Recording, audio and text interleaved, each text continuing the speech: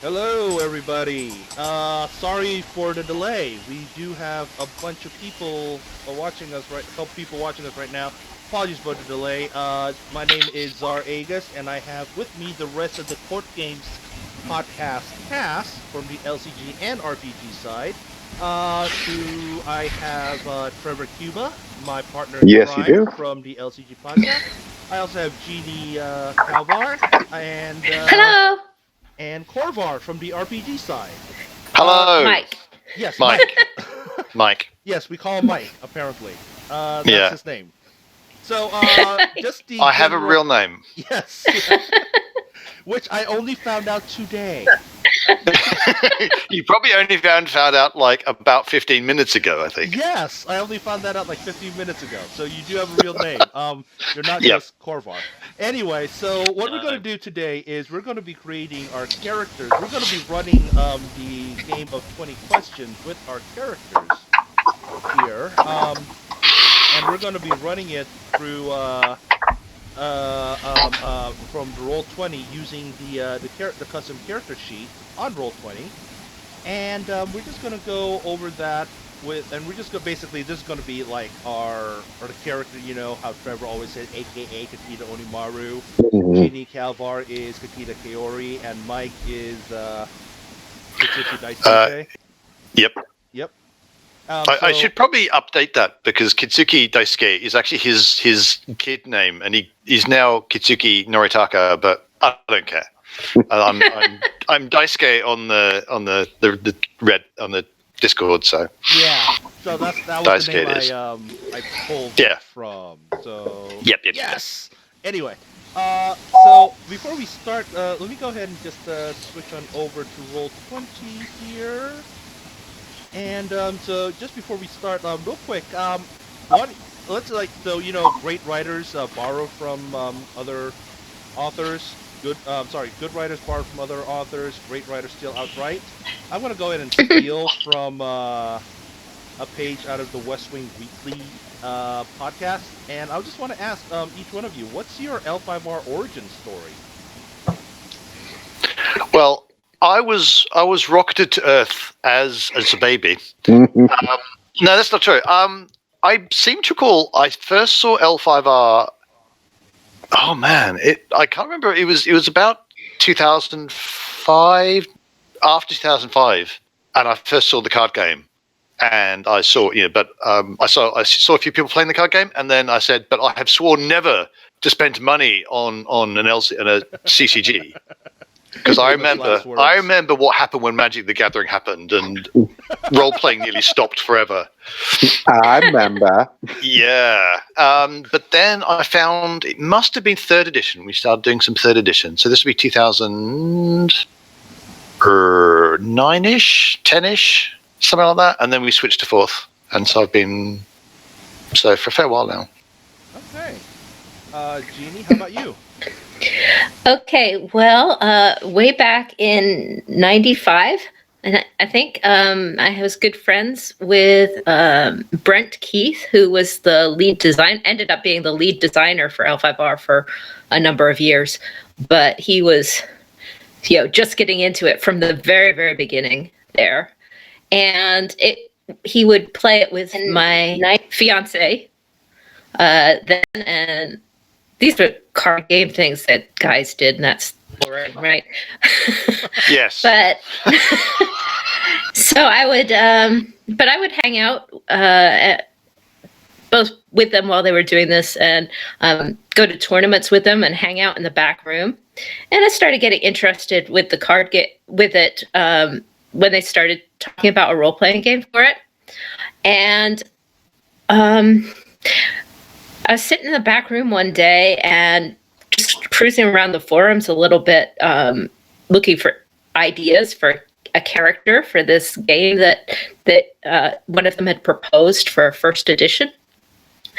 And there was posted on there a letter from Rhys Osby, who was the lead writer then, saying, here's a letter from the Crane Clan to the Fox Clan. What do you, the Crane Clan members, think of it? and it got me the idea of a fan fiction. So I wrote a story that was kind of the response of how this letter got sent to the fan fiction, and ended up pissing about 1 million Fox Clan players, and pissing them off because they didn't like it at all, because it made them feel guilty that they didn't accept the offer and didn't like the offer of an alliance. But it really got me into the game, and I started hanging out with it a lot more. So, But what did the fox say?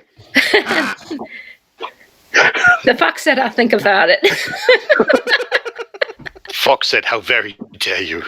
How very dare you guilt me into an alliance.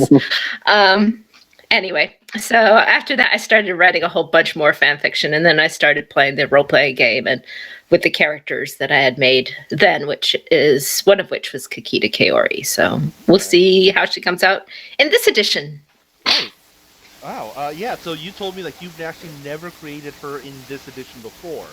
So I have not created her in this edition. I created her in first, and I tried to create her in third, but I didn't like second and third much.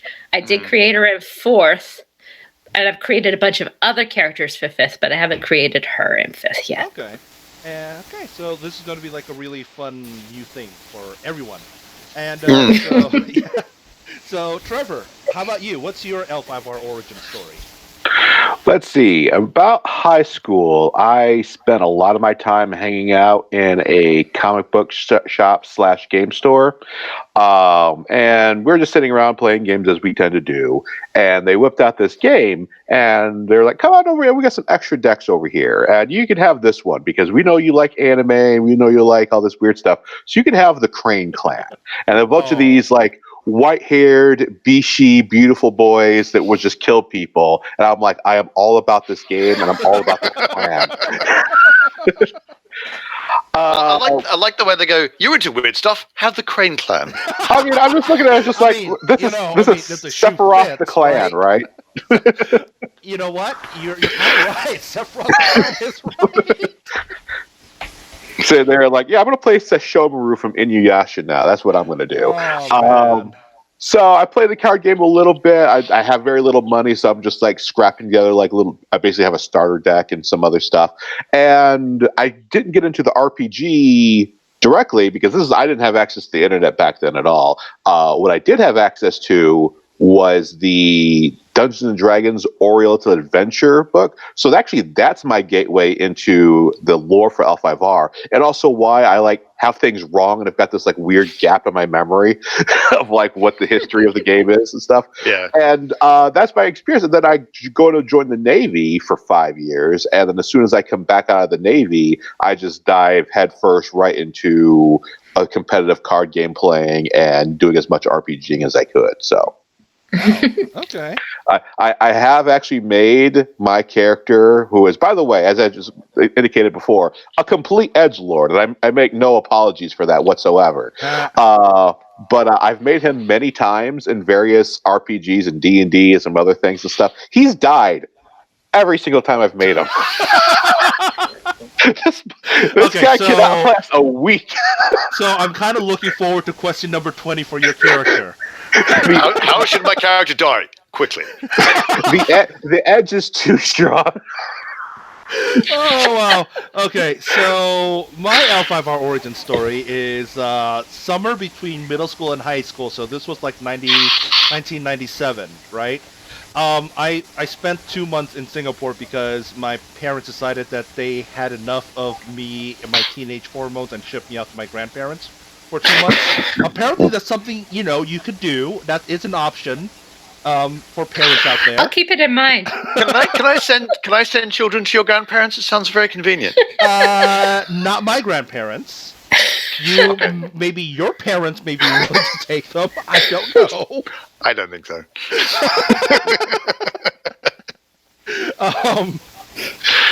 But so I spent 2 months in Singapore, and I wound up in a game store, and they were playing this game, right? And it was kind of really, really big back then. It was huge in the Asian countries, in Southeast Asia anyway. So I started playing that, And then I came home like right before the second day of Thunder. But then I found my local game store. This is not just an Asian thing, which I originally thought it was. And I actually was there, and I was very invested in what happened in the second day of Thunder. So that's kind of like my origin story. Wow. Say what?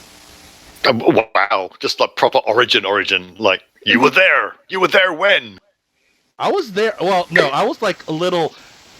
Let's put it this way. I Off the side. Again, between middle school and high school, so I had some money I had some birthday money, but I was like maybe able to buy like not even one booster box, right? I was just able to buy whatever packs I can get, and it was like I was buying like all sorts of packs that I didn't know what, and I was like putting together cards that I didn't know was like how that they work or whatever. It wasn't until I got back to the States that people actually showed me that, oh my god, your deck is crap, kid. So, what is this nonsense? What is this nonsense? What are you playing? What clan are you even playing? So yeah, that's kind of like that's how I got started at L5R. And then when I got into Navy, Oriental Adventures and all that, the Scorpion novel came out, which, oh god. Of course. Yeah. What is this trend of Navy boys like having a messed up L5R history with Oriental Adventures? That is not the way to get into the setting. No, really, it should not be the way to get. But no, it was like because third edition, D&D third edition came out like when I joined the Navy, so it was like, Anyway, so So why don't we go ahead and get started here, and I'm just going to get started with, let's just go and just dive in and go to the 20 question. And the order we're going to do it is, let's just go do Korvar. Okay. We're going to do Korvar, Trevor, Jeannie, and then me. So first, okay. Katsuki Daisuke. Yes. What clan does your character belong to? Dragon, and what does that ring increase again? Because I do not have that page. Dragon. I suppose I could get my book out or something like that. My book's far away. I am super prepared. Looks like it's fire, and you do get a skill increase in meditation. Yes, the clan that's Sounds forever right. gazing at their navel fuzz, and your status is 30. It could be worse. I could be looking at someone else's. Well, I mean, That's I don't my know. navel. Somebody, maybe other people, be into that. So, Kakita Onimaru, you are Crane, correct? Absolutely. What ring? Let's see. Crane Clan starts off with +1 to air, +1 to culture, and a status of 35. 35? Yeah. We're just that good. How dare you?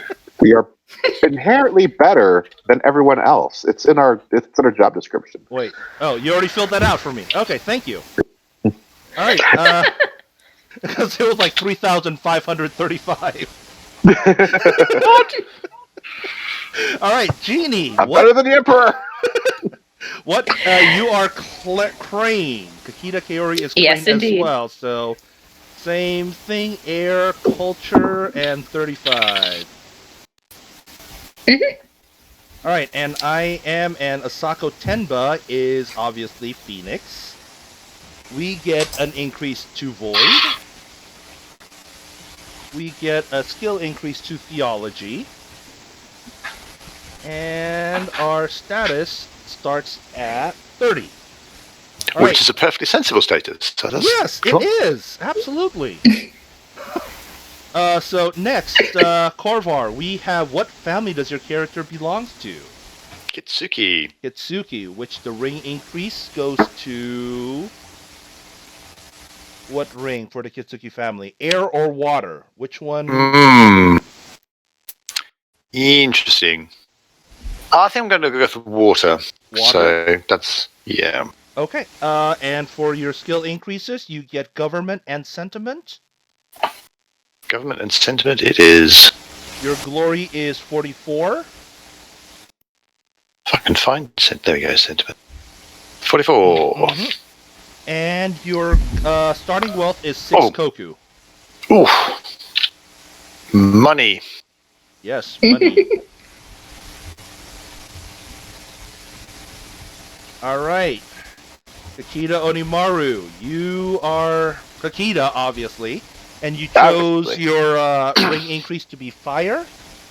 Fire, The yes. other option you had there was air, Yep. and your skill Let's see. increase is I'm going aesthetics to and increase. meditation. Yep. I'm also going to get 44 glory and 7 koku, a number that is completely meaningless unless of the 5 rings. Koku is Not completely meaningless. meaningless. Not completely Oh, don't meaningless. get me started Also, on this, rant.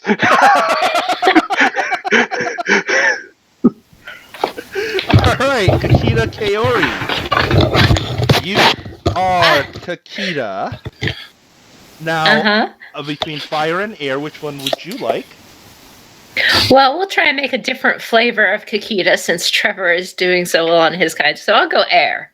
Air, okay, and you still get the same aesthetics and meditation. Indeed. And your glory is 44 with 7 koku. Yep. All right.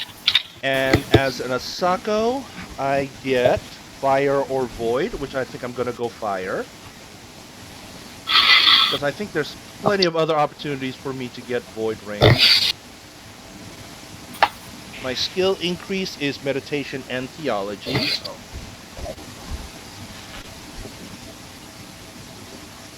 And my glory is 44 with a measly 5 koku.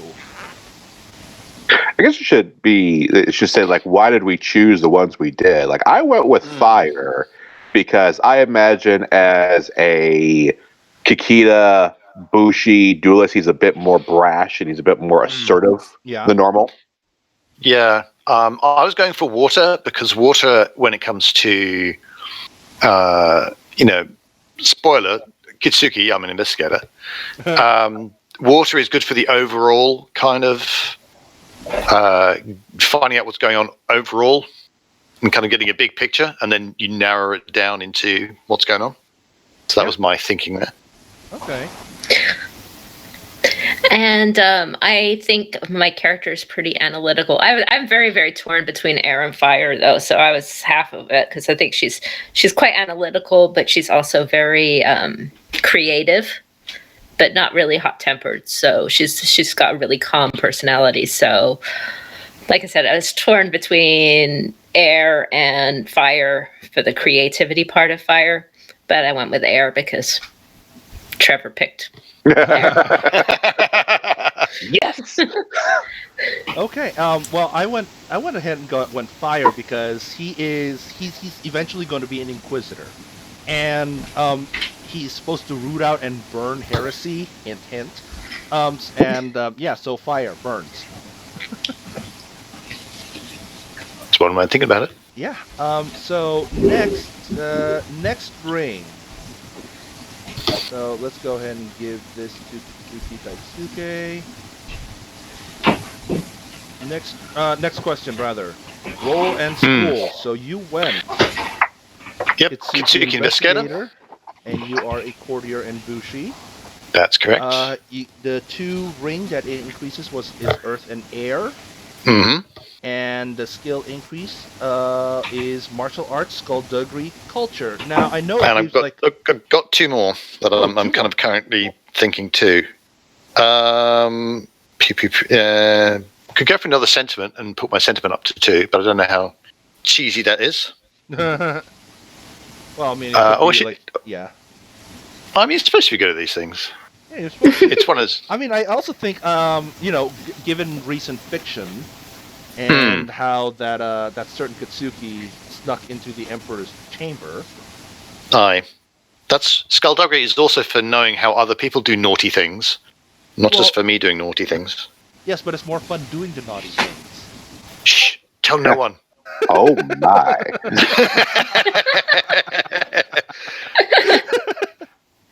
I think I'm pretty much stuck with getting. I could either put my government up again, but I don't like that. So I think I'm then stuck with survival. Stuck is the wrong word, but survival. I actually think survival. I think as a Katsuki, again, It going back to makes recent sense. fiction, yeah, it does make sense. And I get Carter. I was trying to say Carter and Kehoe at the same time, which does not work. No, not Kaho. Never do Kaho. Kata, Ritual, Shuji, and I need to choose some techniques. Okay. Oh no, I get them actually. I get.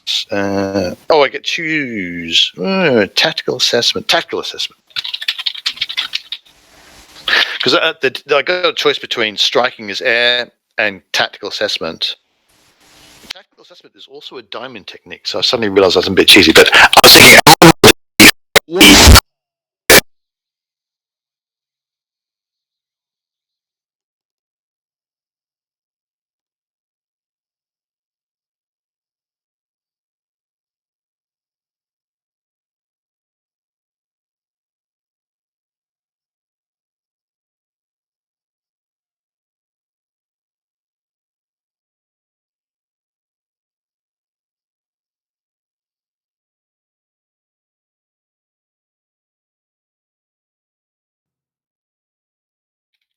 That's what I thought it was. And Kitsuki's method, when performing a check to investigate with any skill, you may treat your ranks in the skill you are using as being equal to your school rank. If your ranks in the skill are equal to or higher than your school rank, or if you have 5 ranks in the skill, you may add a kept skill die set to an opportunity result instead. Which is pretty neat. Although a lot of people say that this means you don't want to go up your skill rank. You don't want to improve your school rank, because that way you have loads and loads of school skills you get opportunities with, as opposed to extra skill dice. But Okay. a lot of theory crafting about this one, but never mind. We'll find out if I ever get to actually play it. All right, Kakita Onimaru. What is? Let's see. Obviously, I'm going to be a Kikita duelist from the Kikita Duelist School. There's a Bushi artisan. It's actually, when I was going through some new players, this part of the game kind of broke down, because like you could be from one family but go to a different school. Yes. But then after I gave my players who were brand new to the setting like a breakdown of like the families, there was like almost no choice. Like, well, you really sold me on this family, so of course I'm going to go to this family school. Like, and they didn't really find a reason. Like, oh, I'm a doji, but I'm gonna go to the Daidoji school or something like that. So, anywho, that's a little tangent there. Rings increase our air and earth. That comes naturally. I have chosen martial arts, melee, courtesy, fitness, meditation, and smithing, so I can sharpen my sword. Because one of the things you can break in the system is you can increase your deadliness by using smithing and up that deadliness on the thing, and then your Ijusi strikes are ridiculous. Wow. Okay. All right. And Kakita Kaori, what school are you a part of? Well, I think that I would normally make her as another Kikita duelist.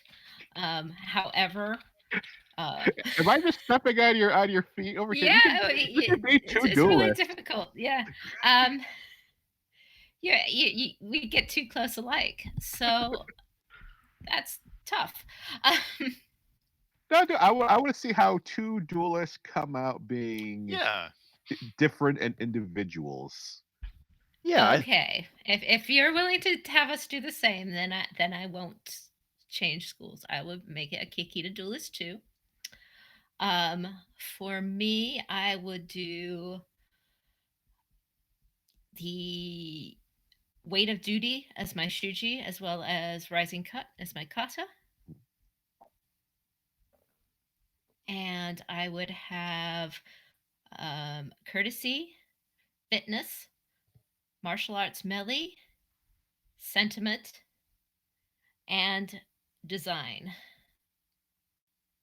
Yeah, I think one of the strengths of the system is that you can end up with two people essentially playing the same like Kikita and Kikita Duelist, but they end up very different.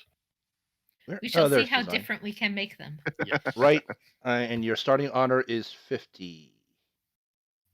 Yes. Okay, so now we go to me, and I am going to use a character out of the Shadowlands book, Ooh. and he is an Asako Inquisitor. He is a courtier and Shugenja. Huh. And the ring increase I get is Fire and Void. Or Bernie thingy. And the skill increase that I'm gonna get is yep, I think I'm gonna go martial arts melee, because he sometimes can't rely on magic all that well. In fact, at round 1 he doesn't get any. At rank 1 he does not get any spells. Meditation. I am going to bump theology up one more, but also courtesy.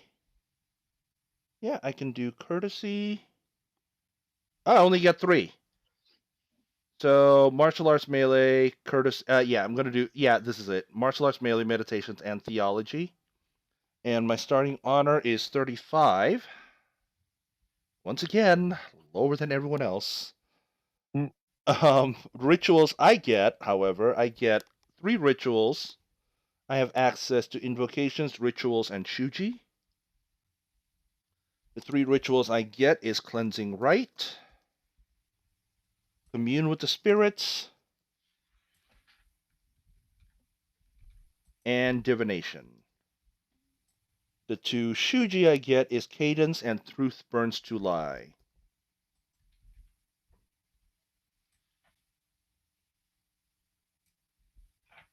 All right. So that is Sako Tenba. So next question. How does your character stand out within their school? Interesting one. Yes. So starting with you, Korvar. With you, Mike. Sorry. Yes. No.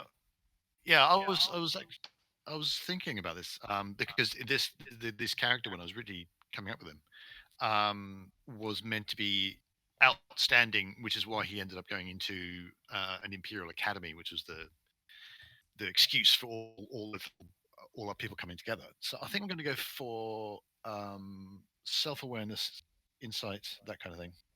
Okay. Which and is void. That does give you a ring increase as well, right? Yep. In this case, void.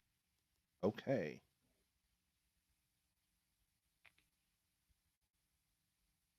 And Kakita Onimaru, how about you?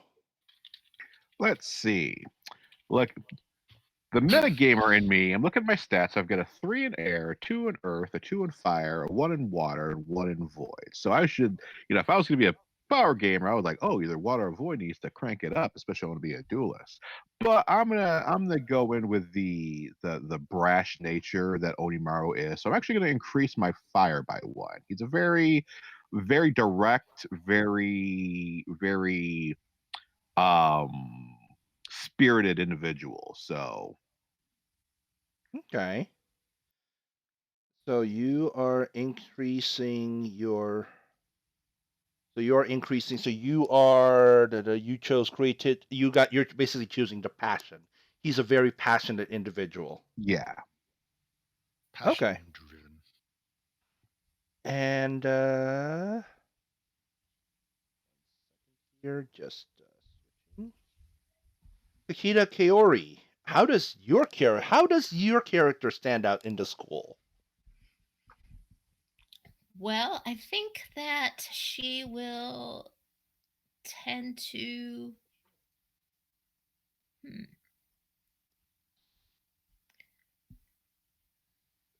stand out with her.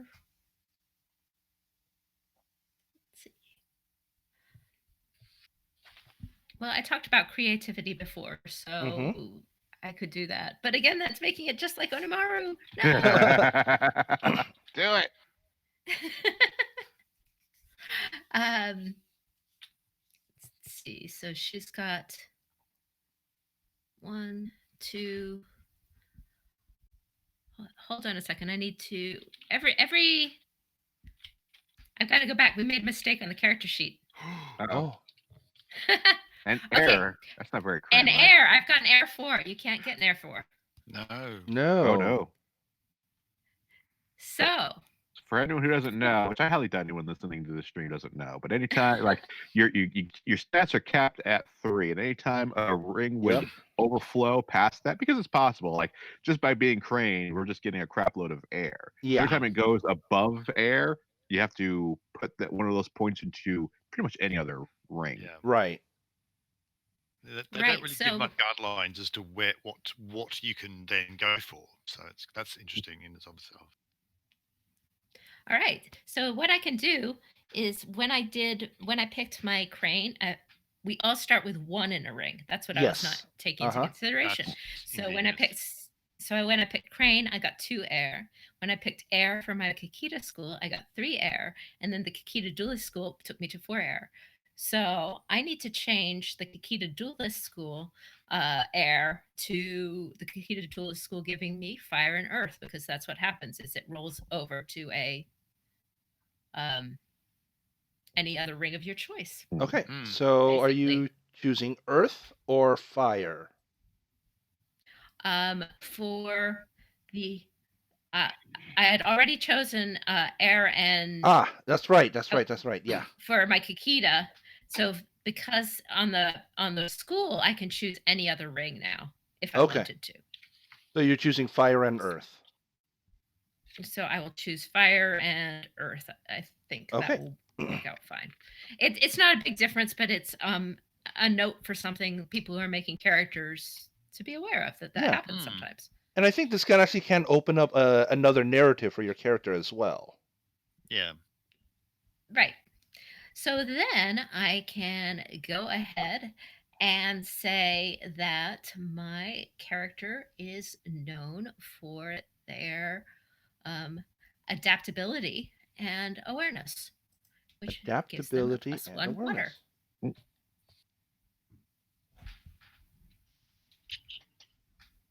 Okay, which gives you water. All right, and next, and certainly next we have my character. And even though he is very passionate, he is very fiery, and he likes to burn things.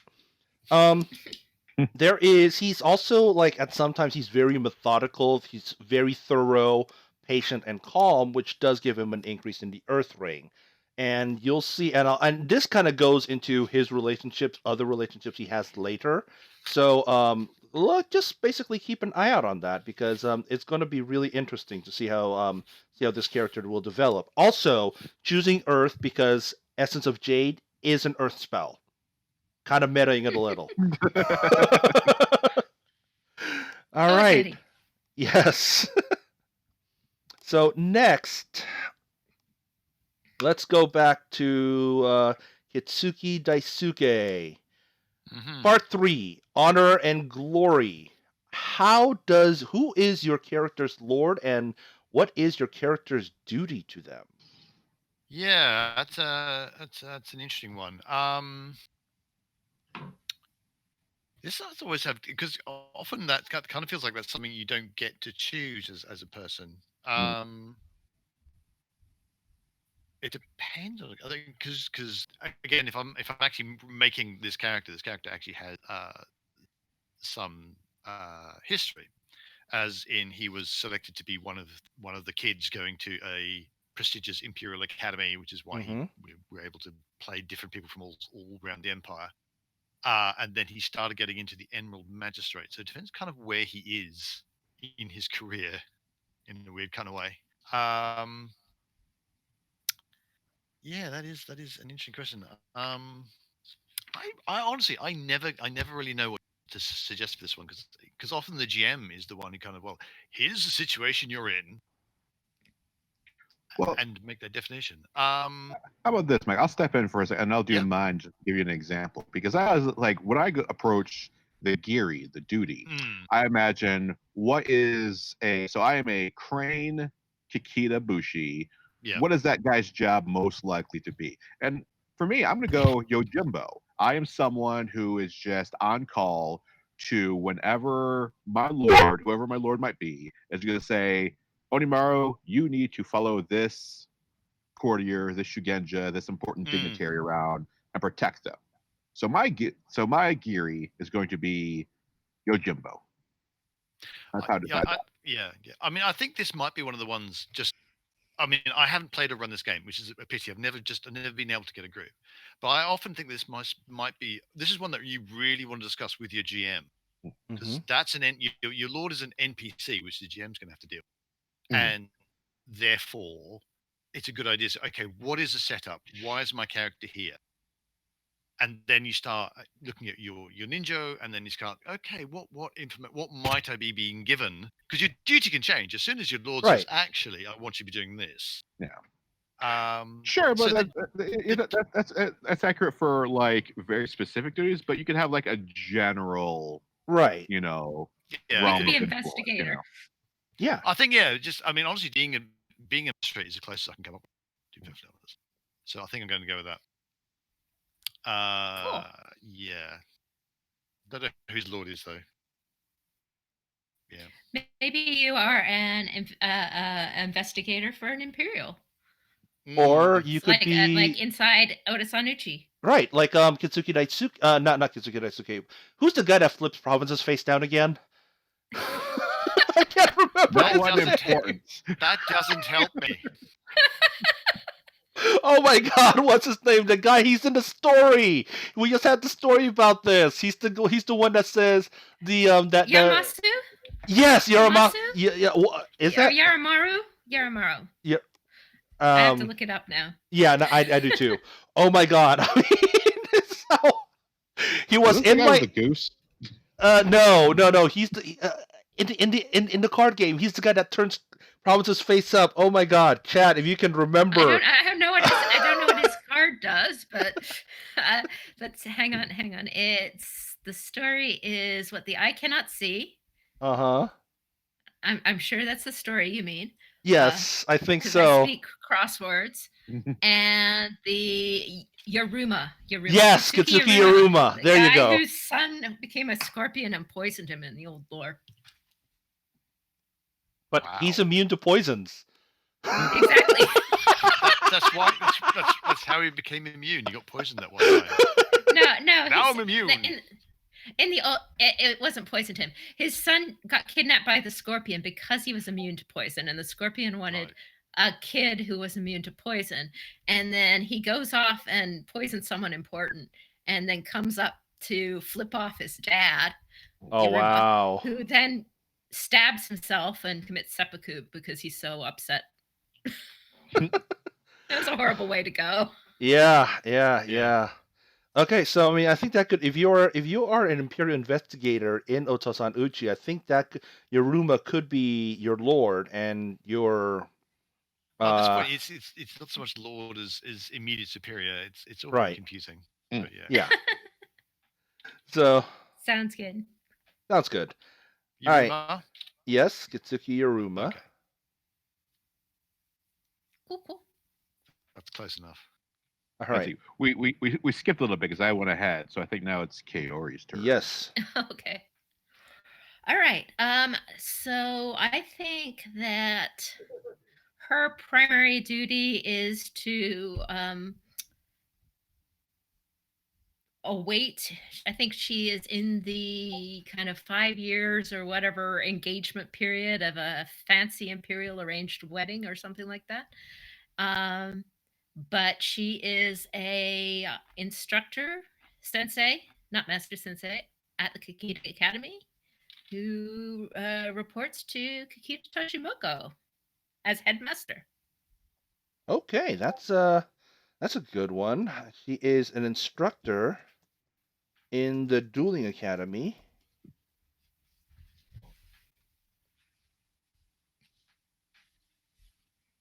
Okay. Is your character allowed to be left alone with Kikita Toshimoko?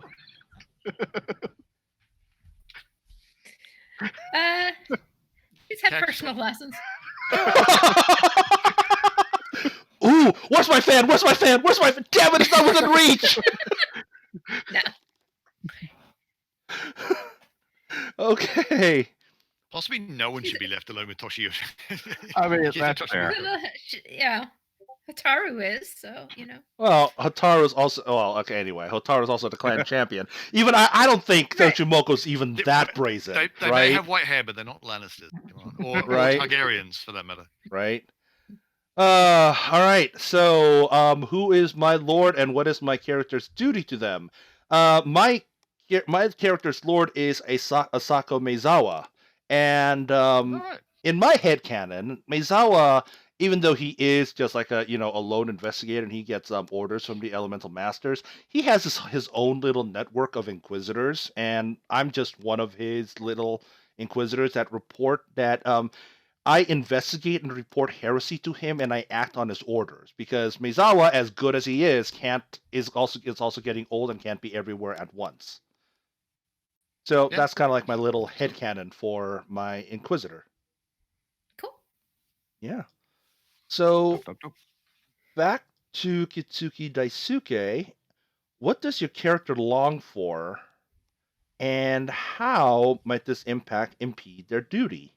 So again, to be clear, this is a character who started technically started 11, but then we suddenly had a time skip when we discovered we couldn't actually roleplay 11-year-olds, and suddenly we're all 14. So his initial thing that he really wanted was to be a dashing masked hero for justice, wandering the land, doing all that kind of stuff, which is completely incompatible with being a samurai or being a clan samurai. Right. So that's what he's going. That's his secret desire to be a masked hero for justice. He wants to be a masked hero of justice. And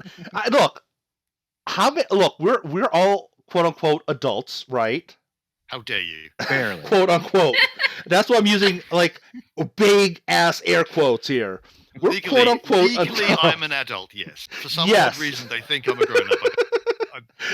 Never has the government been more wrong. But never mind. Well, and we're here playing magical mystical samurai, so I don't think that's completely out of the question. No. So there you go. All right, Kakita Onimaru, how about you? All right, this is where me and Carrie are really going to start deviating and stuff. So, my ninja is to the thing I long for is to eliminate the Shadowlands. I am actually something of a demon hunter. Again, total edgelord character. I apologize for nothing. But he is, his job is to sit there and bodyguard dignitaries and stuff. Whatever he gets the sense that the Shadowlands are about or some evil is afoot, he will go out of his way to go and try to thwart that evil. So, in other words, you think you're better than the crab at their job. It has a lot more to do with there's not really an organized body for that in Cranelands. Yeah. And I actually imagined that Onimaru's father might have been a Daidoji who might have experience on the wall, who might have imparted him listen, things south of the wall are fucked up. You need to be ready for that. I mean, yeah, or a favored sensei, or just you had an uncle, or any kind of you just heard those stories growing up, and it may be not necessarily I'm better than the crab. It's like I'm better than the crab here because there aren't any crab here, but I'm here. Yeah. Okay. I like it. I mean, my character's backstory, going full-blown edgelord, is my entire village was destroyed by an Oni lord, and I'm the sole survivor. But even in being a technical adult, going up okay, that part needs to be edited out. That's a bit too. I wandered around my village for ages doing odd jobs, and then suddenly something bad happened, and suddenly I could go outside the village and just yeah. But I do definitely think Onimaru had a experience with the Shadowlands at a very formative age that definitely left a mark on him. Did you foolishly go visit your Daidoji uncle on your Musha Shugyo and then go, oh, this is bad? As All right. on the walls, like, don't think I Yeah. want to be here. How do I beat an Oni? I'm gonna duel them because Kakita have one solution to all the problems. Hey, Do it. there's an Oni for you. Oh yes. There's oh god, are we eventually gonna run into an Onimaru no Oni? Will you duel me, little man? Oh yes. All right, Kakita Do I have a Kaori. module for you? Kakita Kaori. You will Alright. not be giving your name to any demons, will you? No. Not me. All right. I should probably talk about my character's background a little bit because I think that might Okay. be good at this point. We talked about the others a little bit. Yep. So she is much more driven by her duty than her Nino. She comes from a very long line of Kashinzen, Okay. who and instructors at the academy. So that's why she's teaching. She's like the last of a long line. She is teaching because she is a duelist because she was going to be an artisan, and her twin brother was going to be the duelist to carry on the family tradition. Her twin brother got very badly hurt by a person who was pissed at her sensei, and a student who was pissed at her sensei. In old lore, the student was Shimakiri, if anyone remembers Daigotsu Shimakiri. Oh. Huh? Okay. He used to be a student at the academy. And I wrote the background story for that character. So there, I'm allowed to pick it. Anyway, he hurt her brother so that he could not be a duelist anymore, and her father would have been forced to like give up the family tradition and shame himself. And she stepped up and said, I will be the duelist. I will carry on the family tradition. So her Giri is that she is actually a storyteller. That's what she wanted to do from the beginning. And that's what she had been going to do. And so what she really wants to do is go and listen to all the stories of the Empire and tell all the stories of the Empire. Cool. Go listen and tell all the stories to the Empire. So basically, you're a Kakita who really wants to be a sparrow. Only a rich sparrow. None of that poverty nonsense. Well, I figure I write so many stories, she better have that, right? Yeah. Right. With modern day crane after the tsunami, what's really the difference between a crane and a sparrow? The burlap kimono. Better clothes. Yams. All the yams are dead. All the yams are gone. Yams are gone. Not my cabbages. Great yam famine. All right. Only the sparrow get yams. Yeah. Yes. We So don't envy the yams. So my character, even though he's supposed to report an outside, and this goes back to one of his going later on to his backstory as well. One of his ancestors was an attendant at the Kirin Shrine, and one of his ancestors was actually the one that created all those things at the Kirin Shrine. All the practices and the day-to-day duties at the Kirin Shrine. So what he really wants to do is he really wants to study the lore at the Kirin Shrine in the Phoenix Land. So even though he's going all over the Empire looking at all these things, and all he wants to do is he wants to stay in one place. And this is actually going to be very important later on also when we talk about the clan's relation when we go into the next question. So yeah. So it's basically every week it's like, right, okay, your duty is going to be please be Kirin Shrine, please be Kirin Shrine. Please be The Kirin Shrine. Crablands. It's kind of like Suki. All she wants to do is just write books, but she gets sent to fight Tadaka. Yeah. Although hopefully I won't end up like Suki. All right. So Kitsuki Daisuke, What is your clan's relationship with their clan? Yes, I think actually. I mean, I realized the metagaming thing is to go. We hate each other. Give me my skill point. Mhm. But honestly, no. I think he's entirely happy with the Dragon Clan, Okay. which is I realize is the kind of the weird what kind of answer these days. Yeah. So yeah, he's very much a dragon's dragon, He's a dragon's dragon. pretty much. So I'm going to grab my 5 glory. All right. Being sufficiently dragonly. Yep. And let's see here.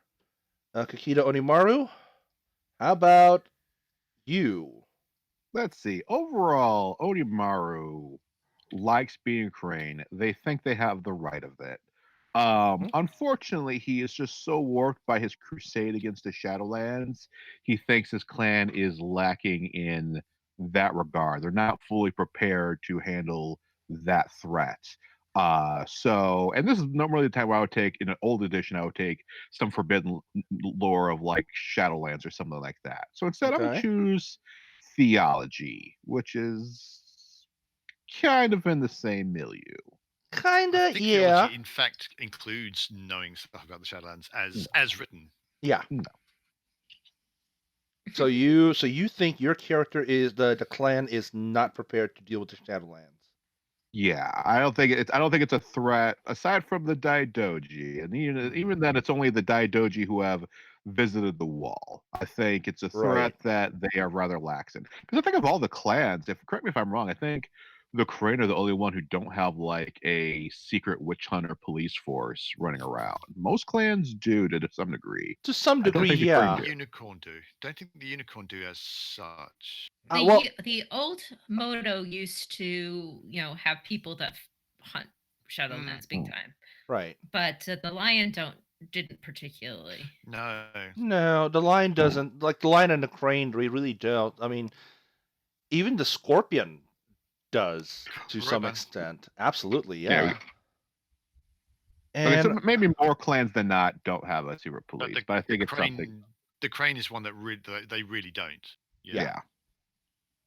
Okay, so how about Kakita Kaori?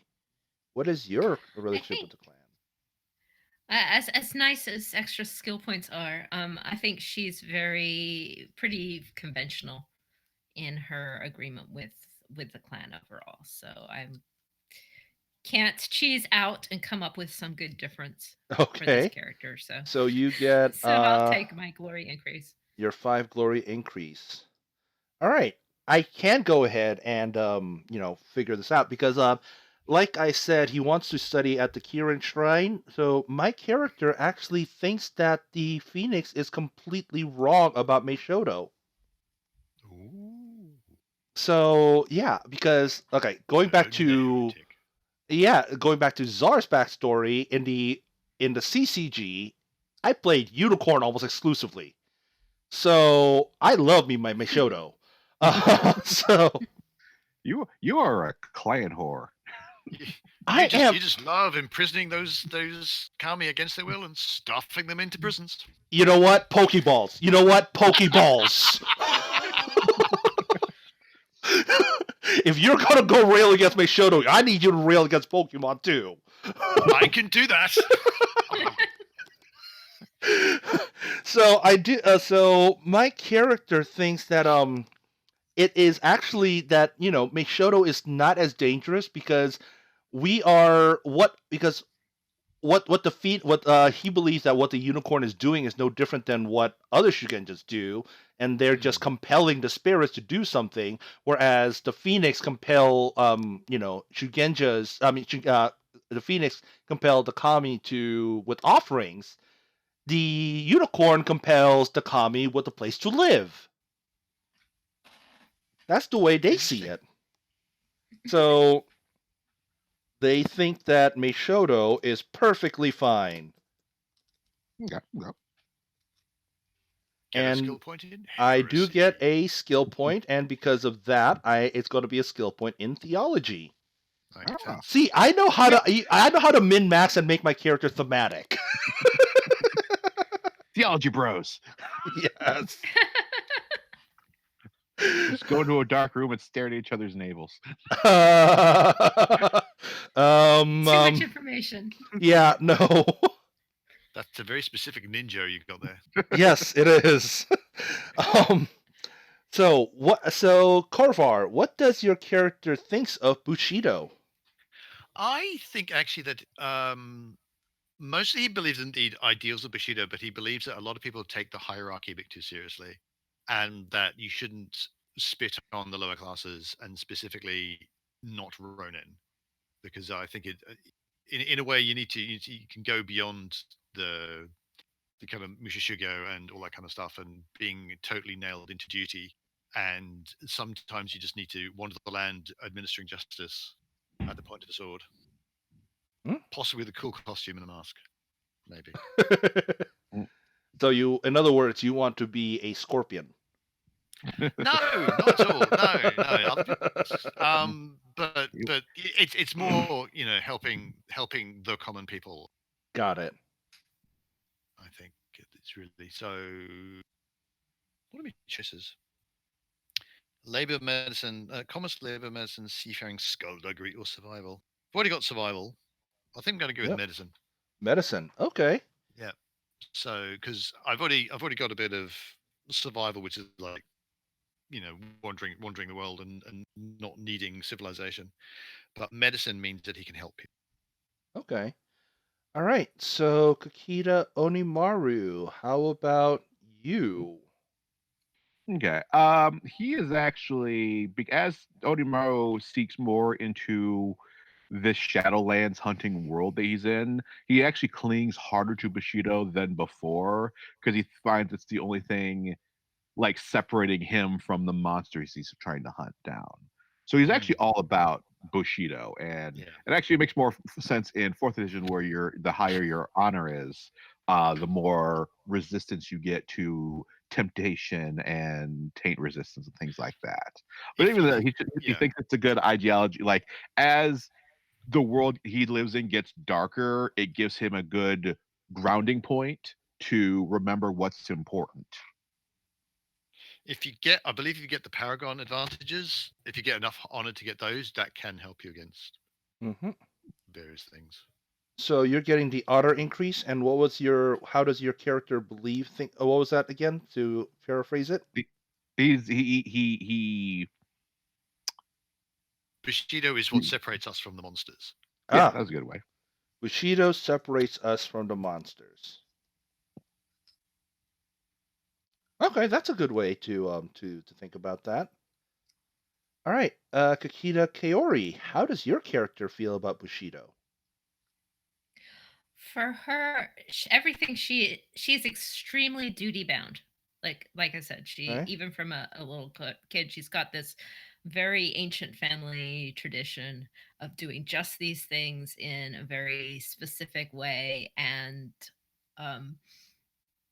she believes in that. She believes in that family tradition very much. So she is very traditional Bushido, but it's almost an old-fashioned kind of interpretation of Bushido. Like, I've tried to figure out how to explain it. A little lionish for many things, but more like knights of the round table kind of. Okay. Old-fashioned kind, more like it. If you are following all of Bushido, then Bushido requires you, by its definition, to be kind to the peasantry, because you have an obligation to them, to Bushido, to be compassionate. You have this obligation to them to serve, and their obligation is to you. But if you haven't done your obligation to them, then you've let it down in the first place. Okay. So she feels kind of the same way about the peasantry, but through a more orthodox interpretation of Bushido, that everybody has a role to play, and everybody needs to fulfill their role. And she is constantly honing that, her understanding of that in her mind. Like, what can I do to be better at Bushido today? Okay. All right. So that was Kakita Kaori. And for Asako Tenba, he thinks the hierarchy is absolute crap. Heresy affects all classes, and illness affects all classes too. So there's nobody is immune. Nobody is immune from Judgment of Heaven, because he actually okay. He actually believes that there is some truth to what the Perfect Land sect is. Yeah. He actually believes that there's some truth to that. Double heresy. It's he believes that there's some truth to that. He maybe it's because he's been doing this for so long that like you don't the longer you investigate monsters, the more you become monsters. I guess that whole saying. But he believes, but more than that, he sees that the rich get sick, the samurais get sick, daimyos get sick, the poor get sick. But guess who gets who he only sees, because he travels a lot, that he only sees like the upper reaches get the treatment that they need. So he believes that everyone, if everyone's capable of doing bad, everyone is also should be getting, if everyone's affected by heresy, then everyone should also be remedied. So that's why he gets an extra skill point in medicine. I think you just need to write down just double heresy. Double heresy. Double heresy. Yeah. I'm waiting for the the next few questions. Well, the other heretical belief he has means. Yeah. So why I am a phoenix. But okay, remember how they always say most rodents come from phoenix. Well, not most, but they have a higher rate of rodentness. The higher they have a higher rate of rodent than the other clans. So I think this is one of the reasons why, because I think it's like my character's almost like right at that line where he wants to stay a phoenix, but there's just too many things that make him think that going rodent is the right thing. Tut tut. Yeah. So next question, and let's go ahead this, and we are now in part 4. So let's go ahead and tackle the next 4 question, all at once for everyone here. What is your character's greatest accomplishment so far? Right. This is I think very often a very tough one, especially if you're doing a character who's done their Genpaku. But I'm going to go with going with my character's backstory, which is that he was a member of an Imperial Academy, like an elite educational thing. That's essentially that's the thing he's done. He's shown great potential, and thus has gotten extra education, and is kind of relatively well known because of that. So that's the thing. And I'm going for the subtle observer distinction, because he's learnt, because of his extensive education and going to an Imperial Academy. He's learnt how to read people really, really well, and understand all those little cues. Okay. So that is Kitsuki Daisuke, and you get the subtle observer air trait. Yep. And Kakita Onimaru. Oh, and sorry, the next question: what holds your character most in life? All those. Yep. What holds him back most in life? That's an interesting one, and I also don't know what adversities you got. I've been looking through the adversities in the core book. I should probably check Path of Waves and Chords of Stone. What holds him back most in life? Possibly his belief in true justice. Okay. Because if you spend any length of time at all in any kind of law, I think that's going to be a problem. In really, really wanting true justice in the world, and that's actually a tough thing. What adversity that would come up to, I don't know. Believe in justice. He's Belief so. in justice. How about going through? I'm just going through the core book right now. Mm.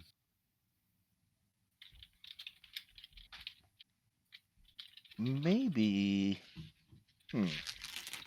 Bluntness, I think, because sometimes like he could be Yeah. blunt, or just because Or maybe he's like bullheadedness. yes, bullheadedness, or maybe That's from Path of even Waves. okay. Or I could also see discomforting countenance because even though you don't look it, you're always kind of like Another possibility, because I think you can get enmity of a group. yes, scorn of one group. Yes, so he has annoyed some organized crime people. I That think. I think that could work. Cool. And next, what makes your character feels at peace? Adventure stories, especially kabuki plays about heroes. Okay. And so that's your passion is stories. We go straight to the passion, so Yeah. we'll find the passion that fits that. Uh-huh. And next is what concern, fears, or foible troubles your character the most? I suspect it's simply going to be lack of self confidence. Okay. All right. So that is the And next 4 question, and we'll go ahead and save question 15 a little bit later. yes, I need to find a good self confidence. Well, actually, just be self confidence anxiety, I guess. It must be a self confidence one anxiety. All right. Kakita Onimaru, your turn. Strength and weaknesses. What is your character's greatest accomplishment so far? Let's see. Like, this is a one part of a metagame solution, but also I think this is something that naturally produces once you spend a lot of time as a duelist. You just start developing very quick reflexes. So he's very alert. He's very quick to whip out his sword.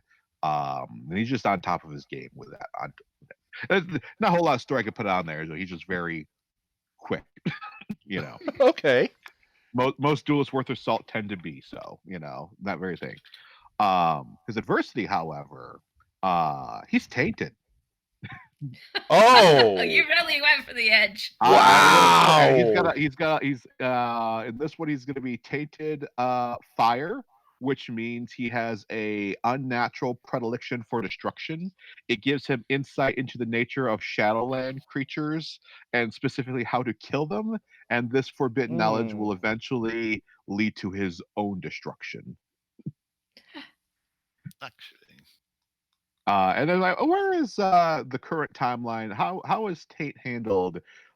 Because before it's like, okay, so you have like levels of Taint, um, and you can have like a low level of Taint and not be like completely corrupted. So he's right on that level where if he ran into a witch hunter, they would have some questions for him. Well, they'd probably try to kill him instantly. Just The by thing their is, nature. it's not illegal to be tainted. It's illegal to hide it. Yeah, Yep. he's got a little bit more than that like 0.01, that benign level of taint that most crabs tend to have. But he's not quite enough to where he's not hallucinating or doing anything like that. But he knows he's on the edge, and he knows like the more he does this, the worse it's gonna get. Wow. Wow. Okay. Okay. Lord of Edge. And what activity makes your character feel at peace? Again, something a bit stereotypical, at least in lore. He likes to draw. Duelists often will take up drawing and painting because it helps with their hand-eye coordination, and it's something that he just really gravitated towards. So whatever, and also he uses it to go back to the Shadowlands things. He can use it to like draw sketches of the various Shadowlands BC encounters and makes little diagrams and like how to take care of them. He also just likes to doodle. Okay. And what concerns, fear, or foible touches your character the most? This one is always kind of hard for me, so I did just something that's a bit more natural towards myself. Painfully honest. He's just so upfront about things that he can't like lie. Actually, this is less the character. This is more about me. Lying doesn't make sense because you just always see the holes in your own argument, so it's really hard to maintain that poker face. So it just goes the opposite way, where he just like is brutally honest, way more than he should be all the time. Okay. All right. So if anyone asks him, like, "Hey, are you tainted?" Like, yeah, I'm tainted. Yeah. What do you That's think? shit I've been going fighting down. this. Yeah. Uh, Yeah. all right, Kakita Kaori. How about you? What is your character's greatest accomplishment so far? This one's tricky because the advantage that I have wouldn't be it. Part of it. One of her big accomplishments was just saving her family's reputation by stepping in for her brother as a duelist. That was the politically savvy move to be done by the 12-year-old. So Mm-hmm. that was one. But in the story that I wrote for her way back when, she and her brother basically undermined Shibakiri's strength at the academy and made him a pariah through, a couple of little kids like mocking him and stuff all the time. Okay. So, but there's no good distinctions for that. So I'm just gonna pick the one that I think fits with me, which is precise memory. Precise memory. Because she is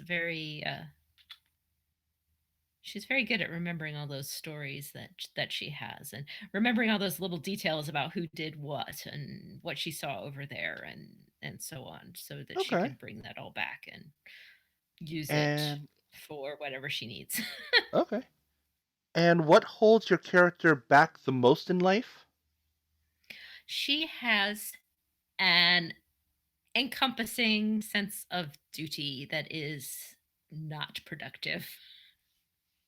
So that is from Path of Waves. She is just so bound and determined.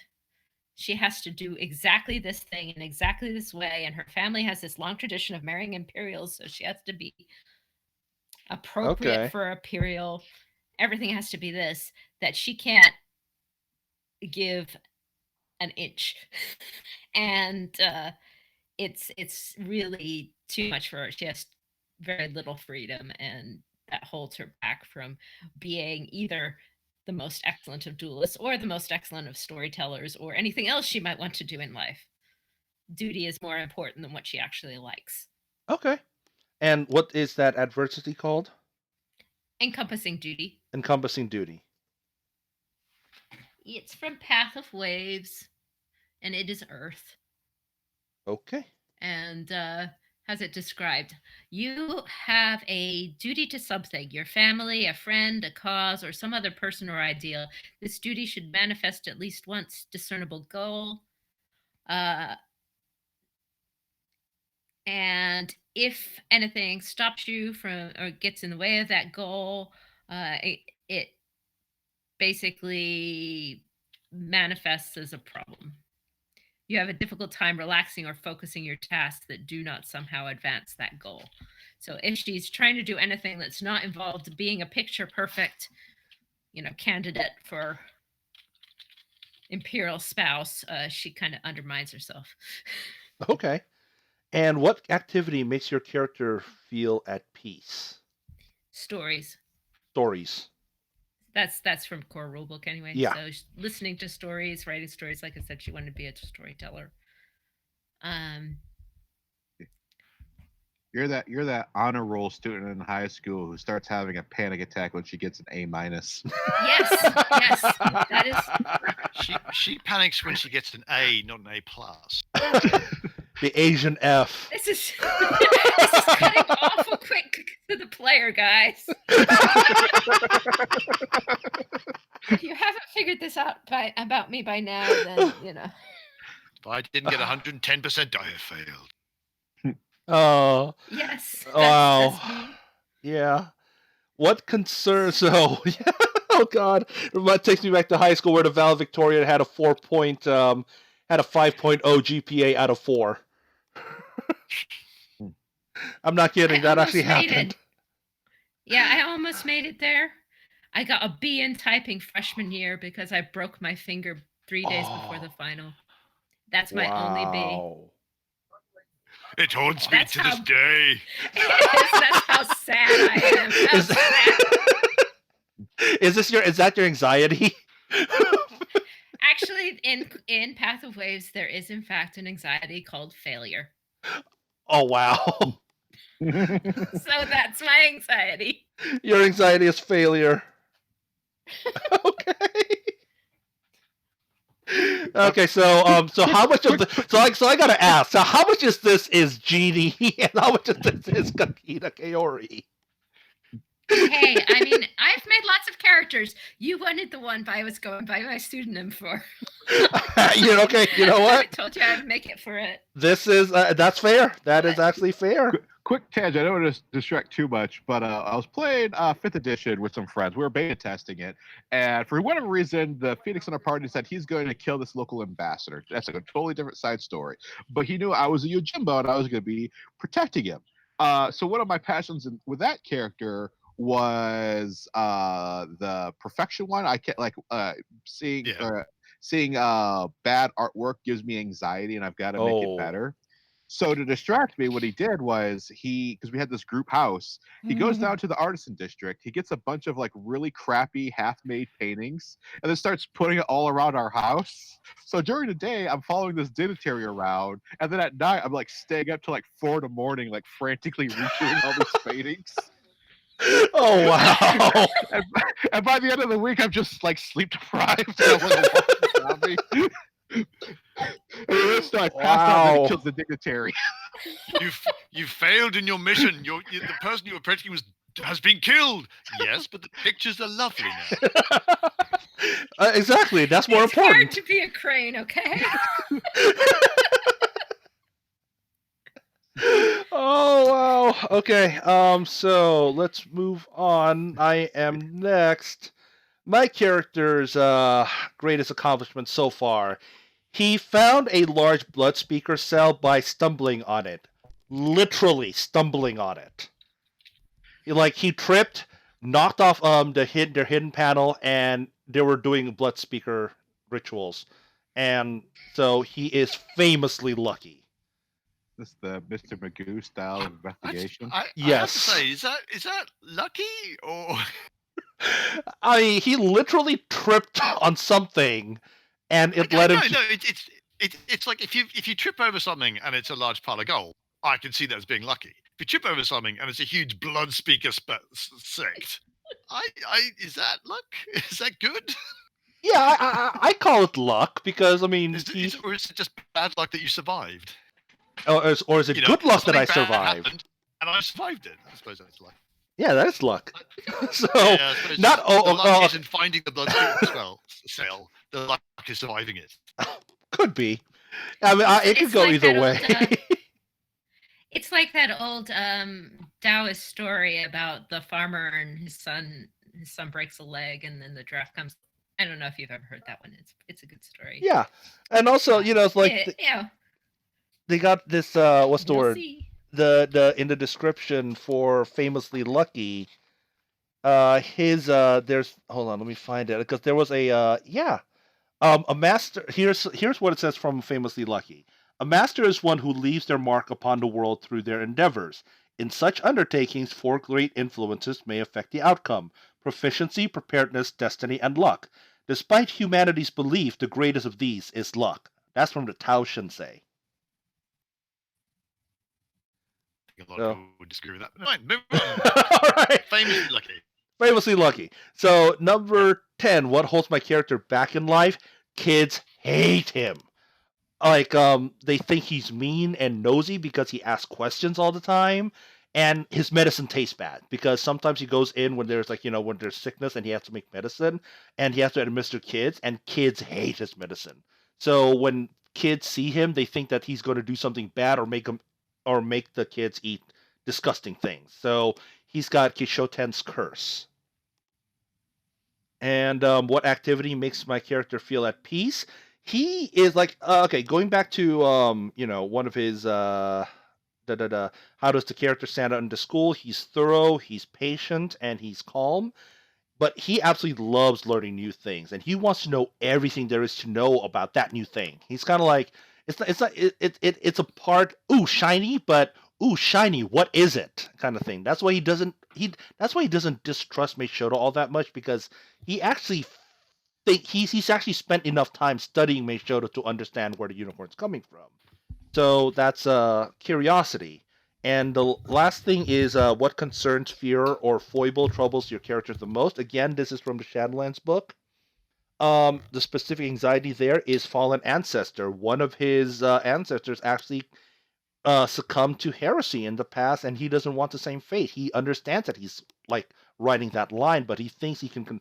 He's actually wondering, have I stepped over that line right now? So that is Spoiler, yes. He doesn't think so yet, and nobody knows that he yet. Nobody knows yet. So Yeah. He's sitting in a dark room. There's a bloody body. He's got a bomb. He's like, I think things have gone too far now. well, there's no bloody body and there's no bomb yet. Yet. All right. So the last question in this section. What has your Korvar, Kitsuki Daisuke, who has your character learned the most from during their life? I'm going to go with his sensei, Kitsuki Tomomi, who she was his main Kitsuki method sensei. Mm-hmm. She actually married into the. She was actually originally born Crane, but she married into the dragon very young and joined the Kitsuki and became good enough that she became their main. Well, the main sensei in the province he grew up in. And so he learned a great deal from her. And mainly, just about every time he ever thinks about giving up, is just her voice in his ear. So he doesn't. So he's going for indomitable will, which is not so much I will not resist. It's just like she will beat the crap out of me if I resist if I fail here. So I'm gonna have to. Okay. So you got Indomitable Will from Kitsuki Tomomi. Tomomi. Ah, okay. Yep. Apparently I can't read either. That's right. All right. So Kakita Onimaru, how about you? And I see you're on the skills page. Yep. So you're min-maxing again. No, I'm trying to preview things, so I like when it gets around to my turn, I'm ready, as I clearly just was. So I have learned most. Onimaru has learned most from his father. Like I said, his father was an iron crane. Spent a lot of time on the wall. He came back, and I imagine he came back like probably married into a higher station. So his father's actually the spouse of the relationship to a much more important Kikita dignitary. And he told him about the Shadowlands and the monsters and how to look for signs, and it's given him the advantage of sixth sense. So it has, for me, it's less of a supernatural ability, but he knows how to like read the signs in an area and spot like telltale signs of Shadowlands activity, and he just is more aware of the things that go bump the night around him because of the time he spent trading with his father. Okay. All right. That's actually that could be fun. I always want to make like a character with sixth sense. I just don't know how exactly I could do that in game. Mm-hmm. All right. So Kakita Kaori, how about you? Well, this one is difficult. Because I haven't thought the answer to this question yet. I've been trying to go along with it. Let's see.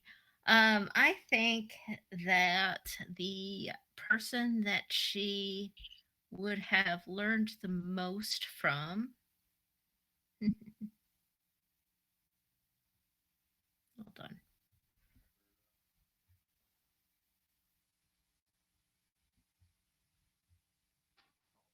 Sorry.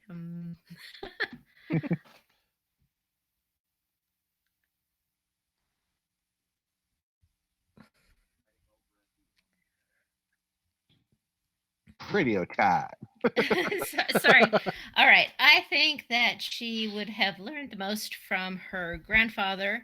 Hold on. Let me pull it up. Seabass, edit all of this out. Yeah, please edit it all out. I'm sorry. No, Seabass is not doing this. Okay. This is live, dudes. It's live. All right, fine. Okay.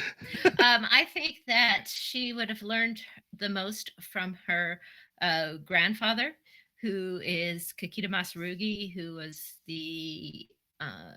was also an instructor at the academy, like her father, who is Kakita Kashiwa. Her grandfather was a bit mellower overall. I think that she learned however, her keen balance from her grandfather. Yes. Okay. All right. So let me just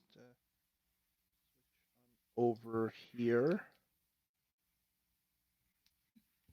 where she could keep aware of where she is in times. He played lots of games with her while she was small, but all of it was tuned towards swordsmanship, even though she was going to be in a storyteller then, and she is drawn back on that to catch up because she came into the dueling school late. All right. So for my character, who has your character learned the most from during their life? So remember when he stumbled into that large blood speaker cell, quite literally? He was actually with like a whole cadre of like he wasn't there sent out there alone. He was with a bunch of people, right? The squad leader was a samurai by the name of Shiba Ryoko, and he thinks that yeah, people are saying you're lucky, but you know what? Sometimes we have to make our own luck. So like so she started training him in like how to be a little bit more nimble on his feet. So and he kind of took the lessons she taught him to heart, because he understands that yes, that was a giant stroke of luck that he actually survived. Sometimes he understands that sometimes he needs to make his own luck. So I'm giving him the quick reflexes advantage for that. Okay. Get off my quick reflexes. That's mine. Yep. So next 3 questions, Corvar. Personality and behavior. What do people notice first when encountering your character? I was thinking that he's got a distinctive penetrating gaze, which will go with his ability to get clues from the environment. Okay. And how does your character react? So this is this is a game mechanic, right? Yeah. So this is basically the unmasking part. How does your character how does your character react to stressful situations? I'm gonna go with painful honesty. Painful honesty? So Okay. he'll tend to absolutely speak his mind, which is in a samurai society is almost never a good idea. Okay, and the last question in this section: what are your character's pre-existing relationship with other clans, families, organization, and traditions?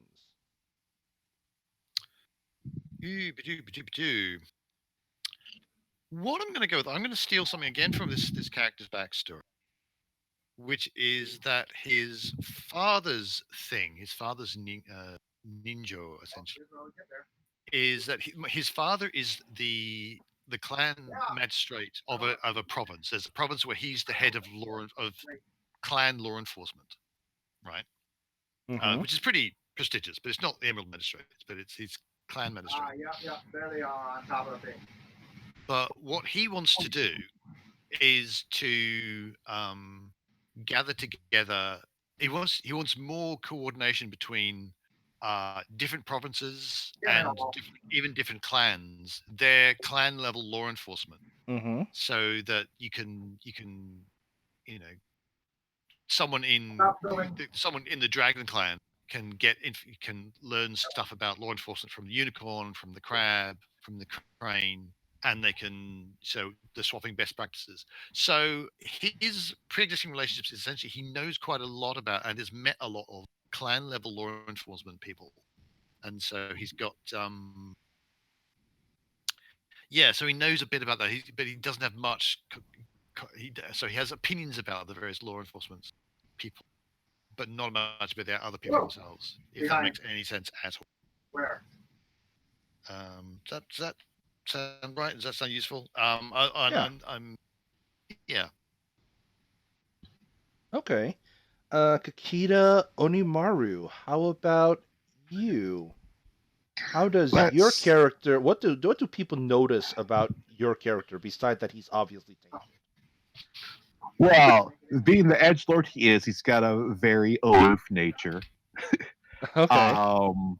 I always mentioned he had one of those Haori jackets that he wears over his shoulders, but never like puts his arms through the sleeves. He just kind of like walks around cross armed all the time. You know, like an asshole. And I always thought, going back and forth though, I imagine that it's like a darker, maybe even black Haori with a yin yang symbol. But I don't know if the yin yang is prevalent in Rokugan. It doesn't not exist, but it's Okay. very rarely referenced. But it is a thing. Okay. It would probably be a bit. I would probably be a bit obscure. It would be Yeah, a little bit obscure, but I mean, Not like what is that weird thing? It's like that. Oh yeah. well, I mean, actually, for him, it'd probably be better if it was obscure. He doesn't want everyone to know what it's about. So I'm trying to think. Hold on. I think I may have seen something similar to it. Give me a second. Nope. Okay, I was thinking that's something else completely. Never mind. I thought I saw something like the three thing. There are mons that look like that. Yeah. yeah. But I'm pretty sure that the idea of yin and yang does exist. It's just Mhm. not a very common. It's mostly the 5 element stuff. Yeah. And when I say I don't know if it's an L5, I'm sure it's appeared in L5R. However, what Yeah. I do not know is if it's one of those things that like just gets randomly appropriated and some artist just like slapped it in there because it looks cool, or if it's actually Right. something that's really there. The one almost certainly. Everything, Yeah. everything has been appropriated. Give me one The one second, guys. Once again. the one which is at 3 is that's the symbol for the explosive success. Yeah. Yeah. Okay. Okay. Oh, yeah. Okay. So I was thinking that. Well, we know the 5-1 exists because that all element province, like Tochiranbo. All right, Kakita. Oh, sorry. The next question. Yeah. Next question for you, Kakita Onimaru. How does your character react to stressful situations? Again, this is something I do myself. I just get like a chilling calm where like as my stress is going up, I'm actually getting quieter and more precise with my words. And it's kind of I'm doing everything to be like, technically I'm still being very respectful and reserved and stuff, but I'm very clearly communicating, you are 1 inch away from blowing me up. And actually, Okay. when it does happen and stuff, it's going to be a violent outburst. Maybe as a crane, it might be like a challenge, but more like it'd probably just be like, well, I'm attacking you now. Okay. All right. And what are your character's pre-existing relationships? Let's see. A relationship. I, being a tainted individual who is hunting all these Shadowlands and is tainted itself, I imagine that he has come across a witch hunter at some point, and it was probably a violent interaction to begin with. But he's convinced this witch hunter that he's still got his faculties about him. He's still useful to the Empire. And the witch hunter is going to allow him to live so long as he keeps doing his mission to hunt down the Shadowlands. So what I got from that is he's got a package of JT. So he'll sip his Okay. JT every once in a while. I have no idea if that's in the book or not. I just wrote it down. 'cause I There know is Jade JT penalty. Jade penalty in the Shadowlands book. Okay. Yep. Looks like I'm using a splat book today. Yes. Core book +1.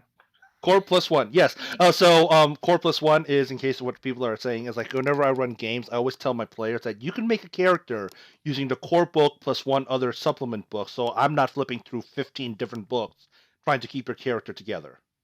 So Right. yeah, If I'm using Is it- Shadowlands, does that mean I also get one of those those free J daggers that apparently are all over the place? Jade inlay daggers. Yes, yes. If you guys listen to the Last Province podcast, they have a ongoing rant where the rarity of those things are so low that they're technically free, and they're like have the prevalency of butter knives.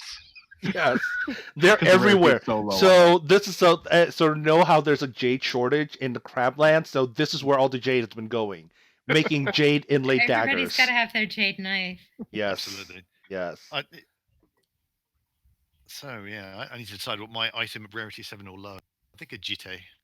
Okay, and Kakita Kaori. All right. I think that let me get to the right places. When people first encounter my character, they think that she is, far too pretty. Just to start off with. So Okay, that's just how it is. She's one of those family lines that has been specifically designated in the crane as these are going to be the, potential imperial spouses. So we breed them fancy. breed them fancy. Definitely, we breed them fancy here. So, but she's too pretty to be wasted as a bushi. But Okay. she In is case being wasted as a bushi. So Everyone- you're not going to be one of those crane who says, "Not the face, not the face." It's other people are going to go, "Not the face, not the face." right, Pretty much. So I just went ahead and posted the art of what Kakita Kaori looks like in the stream there. So if you guys are wondering what she looks like, now you know what she looks I like. think it's pretty. She is pretty. I mean, she is definitely a pretty crane. That's a Who'd- pretty lady. Would you say you got to draw that one for you? It was another piece of art, and then someone did the hair white for me because it was black. So I found it, and she like colored the kimono different to make it a crane art. Okay. So I thought it was But I really like cool. this is mine now. It's mine now. This is mine now. Okay. So it's All right. cool. So to go along with that as her personal accoutrement, to save that pretty face, should this imperial match come along, she has a mempo that she uses when she is in combat. That is of a Yuki no Onna. Okay.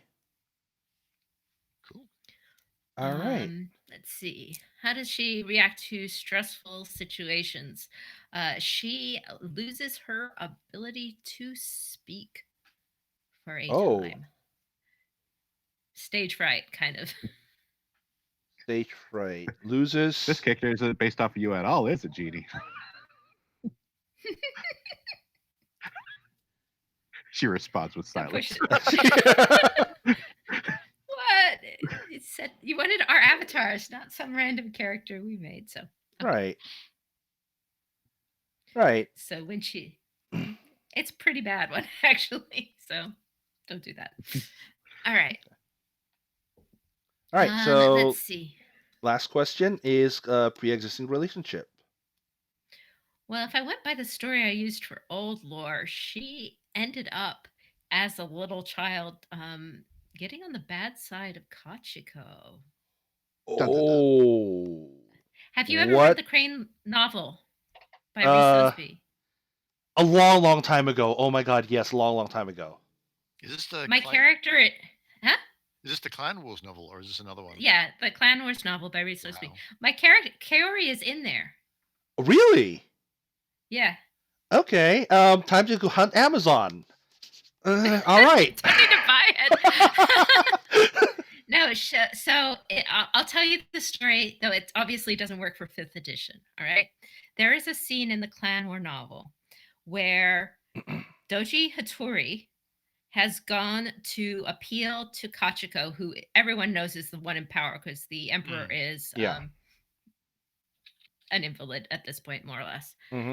So he goes to the Test of the Emerald Championship. This is the one where Toshimoko becomes the Emerald Champion, to appeal to Kachiko for help for the crane against the lion, because the lion are attacking them. Okay? And there is a scene where Kachiko sends a young crane, and it gives the name Kikita Kaori, and Ree told me it's based on my character, because that's back when I was playing and I met her, to go fetch Hattori and bring him to her, at which point, she does so, and then Hattori gets captured by Kachiko and stuck in a basement and false Hattori'd and all this other stuff. So she uses this little crane girl to put Hattori at ease and make him okay to come bring him there. Okay. And so the background story from old lore for Kikita Kaori is that back when she is learning how to be a little storyteller there in Oda Sanuchi, she does this for Kachiko because she's a little girl and she does what she's told, right? And then Kachiko says, there's a loose end, please make it go away. What's the loose end? And a loose end, someone who saw me walk off with Hattori, the last person to see me with Hattori before Hattori disappeared. Oh. So Kachiko, so she was a loose end. Okay. And Kachiko doesn't leave loose ends. Nope. Yes. One thing we know about Kachiko, all of her plans are airtight and foolproof. Yep. Right. Unfortunately, except when she's the fool. Yeah. Anyway, so I don't know how that would work in 5th ed, because Kachiko hasn't done anything terrible to Hataru yet, but well, in 4th. No. But in original lore, that was what happened, and then my character escapes a poison attempt, but that's not in the book. Only the fetching is, because it's a really tiny part. Okay. And she gets poisoned, but she survives the poisoning attempt and gets shipped back to the academy. And everyone pretend this is dead. This is now an anonymous person. This person was never known to Sanuchi. That person over there is somebody completely different. So she's got this background where she was covered over for. So okay. So do you have what do you think what item would that have given you?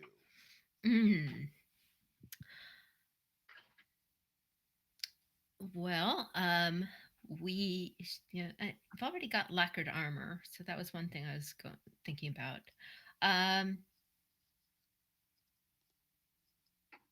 How about a medicine kit? Medicine kit, okay. Because she survived the poisoning attempt, so they were like, you might want to carry this. In case there's another one. You might need some antivenoms, just in case someone tries to do that to you again. Right. Right. So some universal anti-venom type stuff, just right. in case. Just in case. Right. Okay, so for my character, what is the first thing people notice when encountering the character? The Asako hood and cloak. I mean, that's kind of like, the Asako's uniform, basically. Mm-hmm. Do you have that hand tattoo that I just found out apparently they have? You know what? I would definitely love to get one, except that I'm such a wimp when it comes to tattoos. Even though I do have one, I'm such a wimp at getting tattoos that I would not want to get one here. Otherwise, I would definitely get one there. A lot of nerves in that palm. There's a lot of nerves in the palm. You know, I mean, like where, like like the Maezawa was talking in the story. Like that's why you don't cut in the palm because you could cut tendons and stuff like that. Yeah.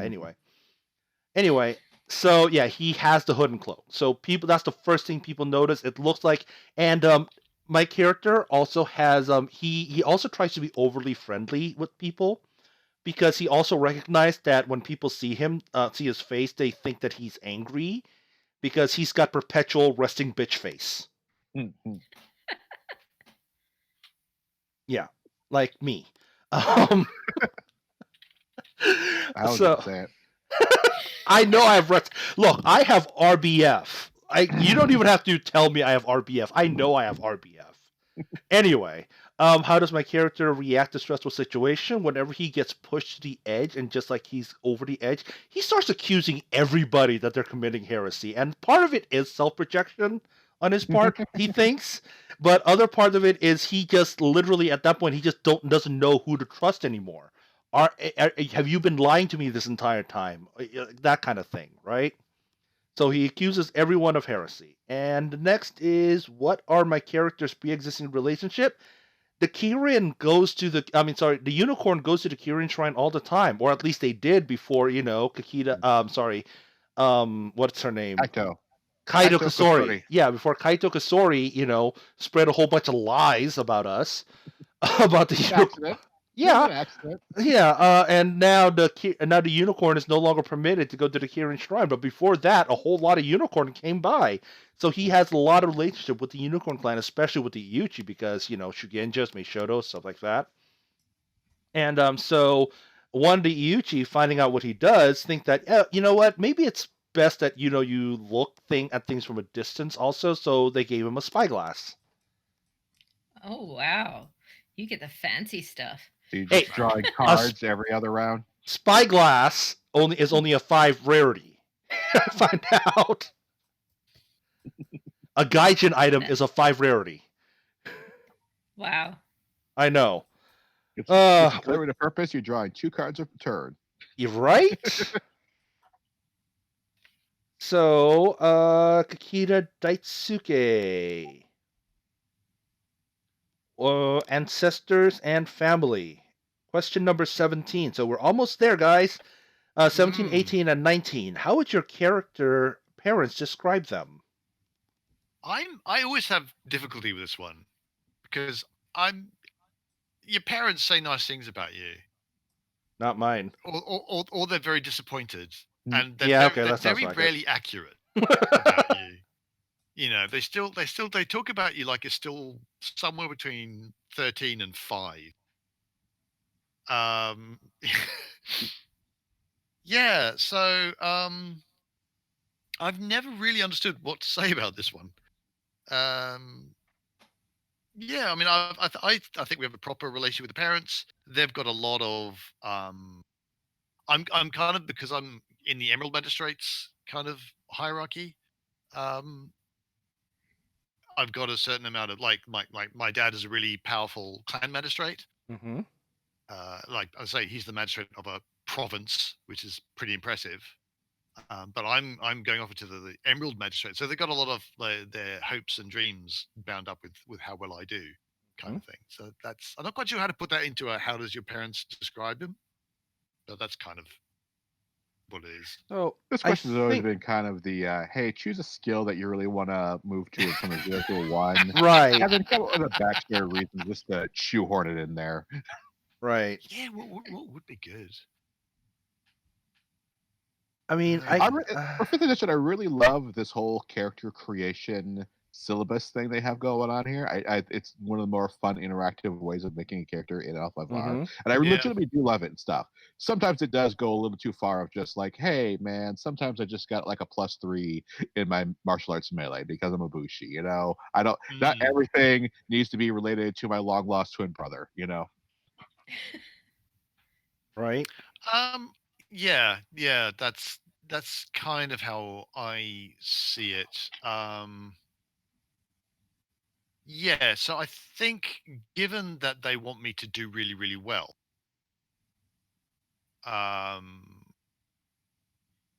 they've been pushing me on courtesy, so I can basically suck up to those above me. Okay. But yeah. I am. They have high hopes for me. All right. So, what is your D10? Question 18. Who was your character named to honor? I actually have a long and involved answer to this, so I'm going to try and do the short version because this is actually a Okay. previous character.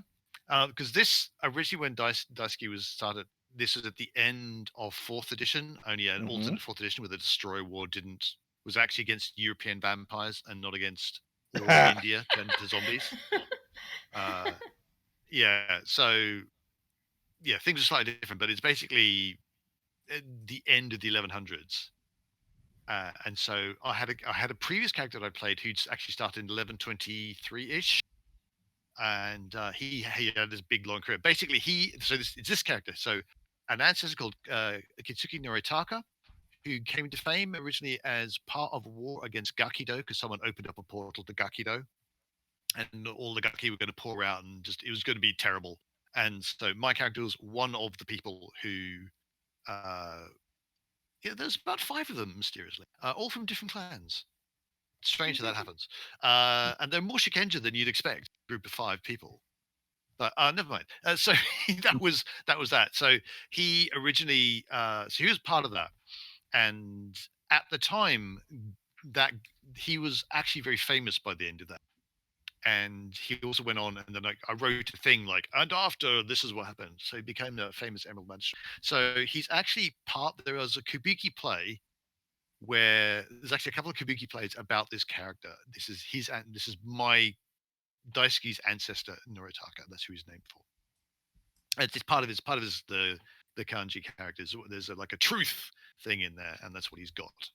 And it's pronounced differently. So that's who it is. It's a famous ancestor who actually has a role in a Kabuki play. Okay, so it's like being one of the 47 Ronin, but not one of the big ones. Slightly like second tier Ronin. So he's there. He's got a name. Would that be Wondrous Works? Interesting family. It could be any number of things.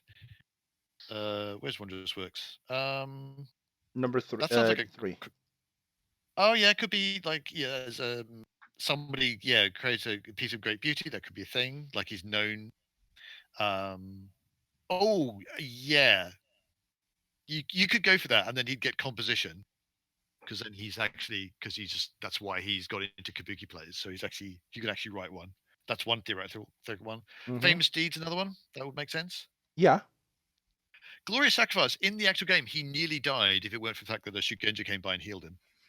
Okay. And it's literally he went down saving the Ishiken, who was the only one who could read the scroll to close the portal. Oh wow. So that was so when I say he was it probably would be a second tier Ronin from the 47 Ronin. Yeah. He'd be like the one who nearly died. Only it just so happened that in the epilogue when they're saying, and then he was happily ever after, and he got healed because we have healing magic in this game. Right. So that could be a cool thing. One of those two would make sense. One of those two, I think. Famous Deed, then I think would probably would fit the best. I could have a boat. You could have a boat or an estate or a horse. Yeah, I think actually I wouldn't mind getting the katana. Okay. Because I think this is a character, although you don't get a katana by default. I do. Yeah. But the Kitsuki investigators don't get a so. Okay, so 1 and 1. All right. And what is your character's personal name? What is the name? And how did you come up with it? Daisuke, I can't remember. I think it was just literally I personally came up with it from a name generator, but Noritaka actually means it is actually someone who fights for truth or something like that. Okay. But his name is Daisuke, and I can't remember where I got it from. But I think it was literally from a name generator. Okay, that's fair. All right, Kakita Onimaru. Next. Okay. I would say that in his youth, his parents, especially his mother, would see Onimaru as being somewhat sensitive, and would try to foster that relationship. So he's got a point in sentiment because he's got a way of like espousing his emotions in a poignant way and kind of understanding where other people are emotionally. Just kind of like a sense, he's a sensitive edge lord. Sensitive edge. Sensitive Aren't they edgelord. Aw. Wow. He's got a soft side to him. Okay, and that only occasionally comes up. He was named to honor his father, who was like I said, it's a Daidoji, served on the wall, probably did a great deed. And I always imagine like we'll just choose famous deed, and as an inheritance, I have received the since we're going with the Shadowlands book, his Wakizashi has actually got the jade inlaid patterns. So when it's time for him to kill, because he can't just like whip out his katana and have Right. like a bunch of markings all over. That'd just be weird and stuff. But whatever, people rarely whip out their wakizashi, but when he's gonna go hunt the Shadowlands, that's when he pulls out his short sword, and that's when it starts glowing green, to go hunt some monsters down. So it's one. So you're doing famous deeds and the weapon. Yep. Okay. Yep. 1-1. 1-1. 1-1. I'm number one. You could have had a boat. You could have had a boat. Have the mantis attack me? No thanks. And as for personal name, Onimaru is my middle school attempt to come up with a really edgelord. I was said before the stream that the original character was Onimaru Kage, which was a really bad translation of like Shadow of the Demon Warrior or something. Oni, like it's pretty obvious, means Japanese for demon. Maru is ironically a bit harder to translate as I've tried to look up later in my life. It's a kind of generic catch-all term that you find them in the back, slapped onto the names of samurai and boats.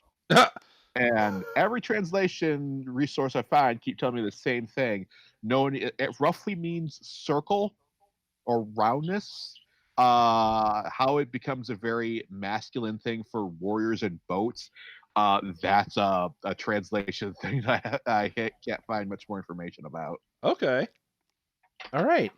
But after his Genpuku, he would have chosen the name Onimaru. And it would have just like everyone who hears it in Rokugan knows that this is a try-hard edgelord name. Like, bro, what's wrong with you? Like, it's like Kevin. Yeah, like no, the Rokugan version of Kevin. He's like, hey, what's your name? It's like, from now on, my name will be Damien Darkfist. Yes, dark McEvil. Oh, Dark McEvil Doom. Wow. Okay. They're like, what are you doing and stuff? And then he starts fighting demons. Like, no, seriously, I'm a demon warrior. I fight demons. All right. So next we got Kakita Kaori. What? How would your parents describe them? Dutiful, almost good enough, maybe. Mm-hmm. Almost good enough. Almost good enough. Maybe. To understand what it's like to be a crane, you need to go watch movies like Black Swan or Whiplash. Just to understand. Pretty much. She tries hard. She tries hard. She'll get there someday, maybe.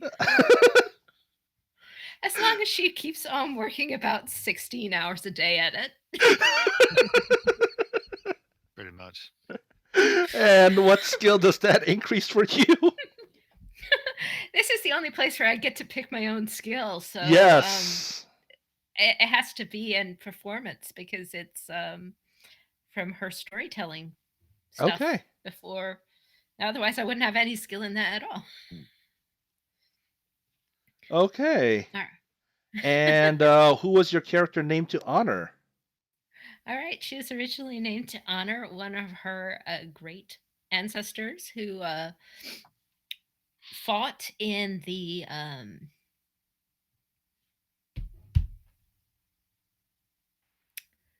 battle of at the end of the excuse me.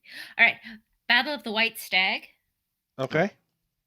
Her ancestor gave his life trying to hold the city against the Gaijin invasion. So Mm-hmm. got glorious sacrifice. Glorious sacrifice. And so die result 2. And what's the second die result you got? I'll pick another one. Hang on. Gotta find the right page again. There we go. A boat? Boat. I don't think you get boats. All right. That's number 1. All right, so Gloria sacrifices die result 2, and then I will also put on there Nope.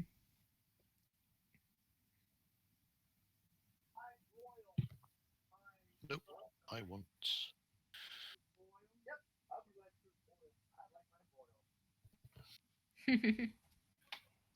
Royal the boil. I don't care. hang on. All right, I will go ahead and pick a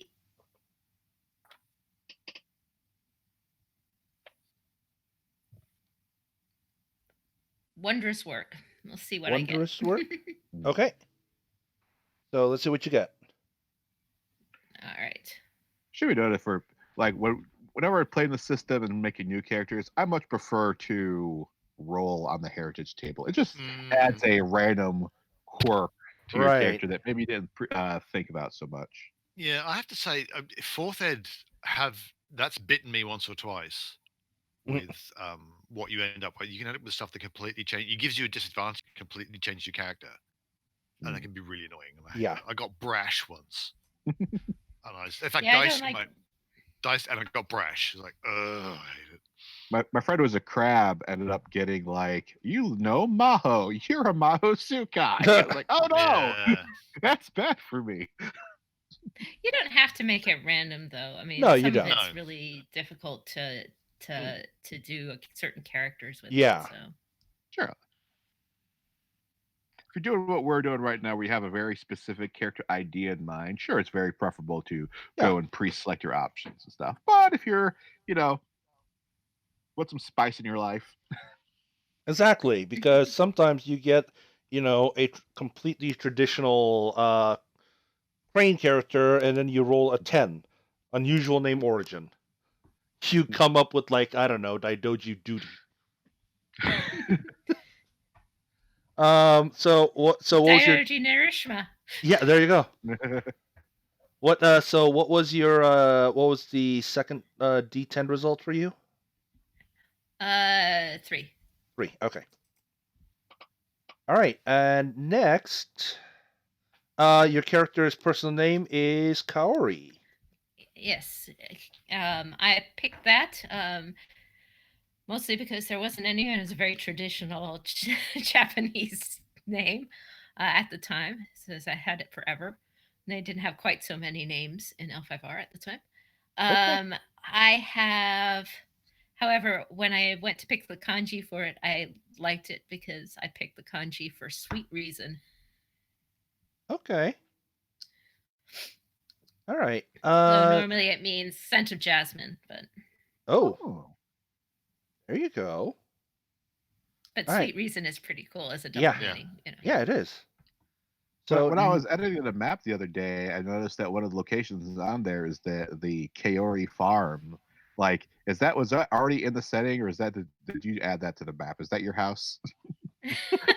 That is in Emerald Empire. Okay. You just gave me a list of locations. I don't know if they're legitimate or not. I'm like, Jeannie knows what she's doing. Right? No, that's in Emerald Empire, is the Kaori tree farm, and I don't know who made that or if they were using my name or whatever. But okay, it's okay. It's a really, really sad tea farm. The plot hooks there are so sad. I hope it's not named after me. I mean, Wow. it's just a very sad story. Like, dear For the Genie, adventure. we named this town after you. It's a town full of sad, depressed people. Enjoy. Yeah, it's one of those ones where if you send your magistrate there and you find out what's behind it, you either, do something slightly dishonorable and leave a wanted person there, or you drag the father off in front of his family and leave his children to starve. Wow. Okay, wow. Yay, being a Rokugani samurai. Oh. Okay. Well, so my character how my character's parents described them, he's a rowdy rough boy, and oh my god, will this kid stop fighting? How many scrape has it been this week? How many scrape has it been today? You pick a fight with who? Oh my god, why did you do that? So yeah, he got martial arts melee. He just like, look, and his excuse was always, well, they were committing heresy. Always with the heresy. Right. It always worked on my, You it don't works know on my, heresy, worked on my boy. kids when they were 6. My 6 and 5-year-old would get into fights, and they just say heresy too. So Yeah. Mom, But they were Mom, committing heresy. We've gone full blown 40K over here. Heresy. Mom, he's committing Meishodo. Mom, he's making me shodos. Anyway, so going back to the guys, my character's the character's Ningyo. I mean, he had an ancestor that was an attendant at the Kirin Shrine. I mean, everything goes back to the Kirin Shrine for this character, right? So he was a one of his ancestors was a character there, was a caretaker there, and they were given a breeding pair of horses by the unicorn because the guy basically took care of not the- of the shrine for the unicorn, and his ancestors would always welcome the unicorn, made them feel at home. He never looked them back on them, even when they returned to the Empire. He was like the first one to welcome them to the shrine. So his ancestors were given a pair of breeding horses, not Utaku steeds, but decently, fairly sturdy, unicorn horses that the family has bred over the year and took care for over the years, and he got famous deeds because the unicorn appreciated this, and he's got a horse. And so the character's name is Tenba. Literally, it means sky horse or Pegasus. So that is the character's name. And the last questions, and oh my god, guys, we are doing this. It's just a little bit over 2 hours, so That's a record. it kind of is for 4 people. We're okay, so we're actually faster than the last province, and they only got 3. We're just that good. focused. Yes. So last question is, how should your character die?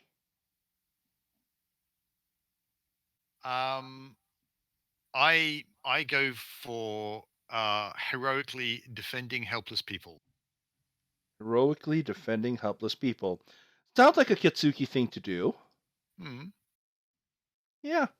And Kakita Onimaru, how about you?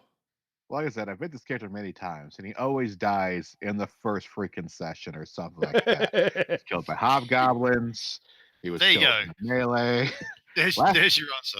Last time I played him in L5R, he was killed by his own party members because we were in Ryoko Owari, and I had 2 scorpions in the party, and so when we found out the scorpions were up to shenanigans, I had to go. But ideally, I would see him in some sort of like heroic final stand against the coming hordes of the Shadowlands. Corruption up to his eyeballs, but his last shred of humanity is to just strike at the darkness before he succumbs to it. And Cool. yeah, that sounds pretty cool. So, Kikita Kaori, how does your character die? Well, I did write the character's death for 4th edition right at the beginning of Onyx, so I guess I could tell that.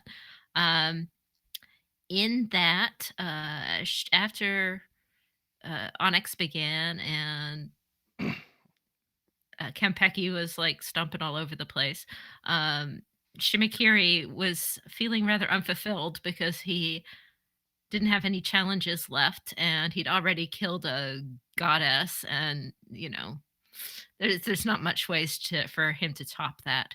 So he decided that to feel better he would tie up all the loose ends of his life and go get revenge on these 2 kids who were mean to him while he was at the Kikita Academy.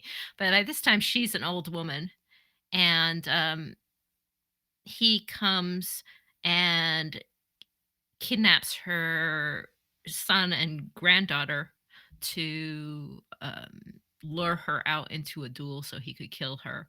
Wow. And she comes out and she duels him, and her husband is a Kitsune clan, and sneaks into the house and rescues her granddaughter from him while she's basically making the distraction to keep him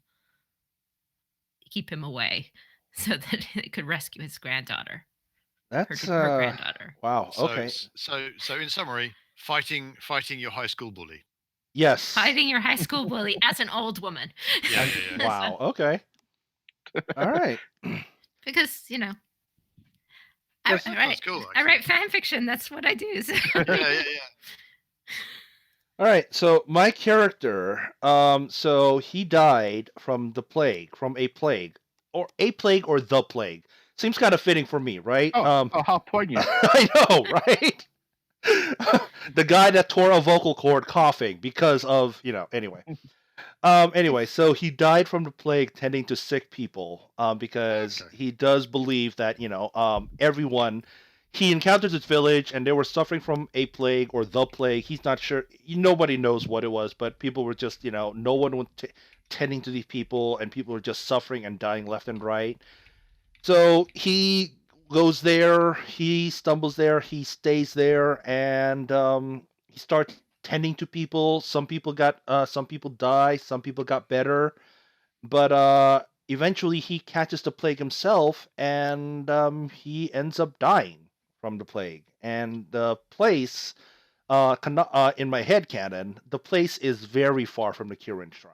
So it's kind of like he died far, very, very far from where he wants to be. Aw. His last words are, "I've got the Rona."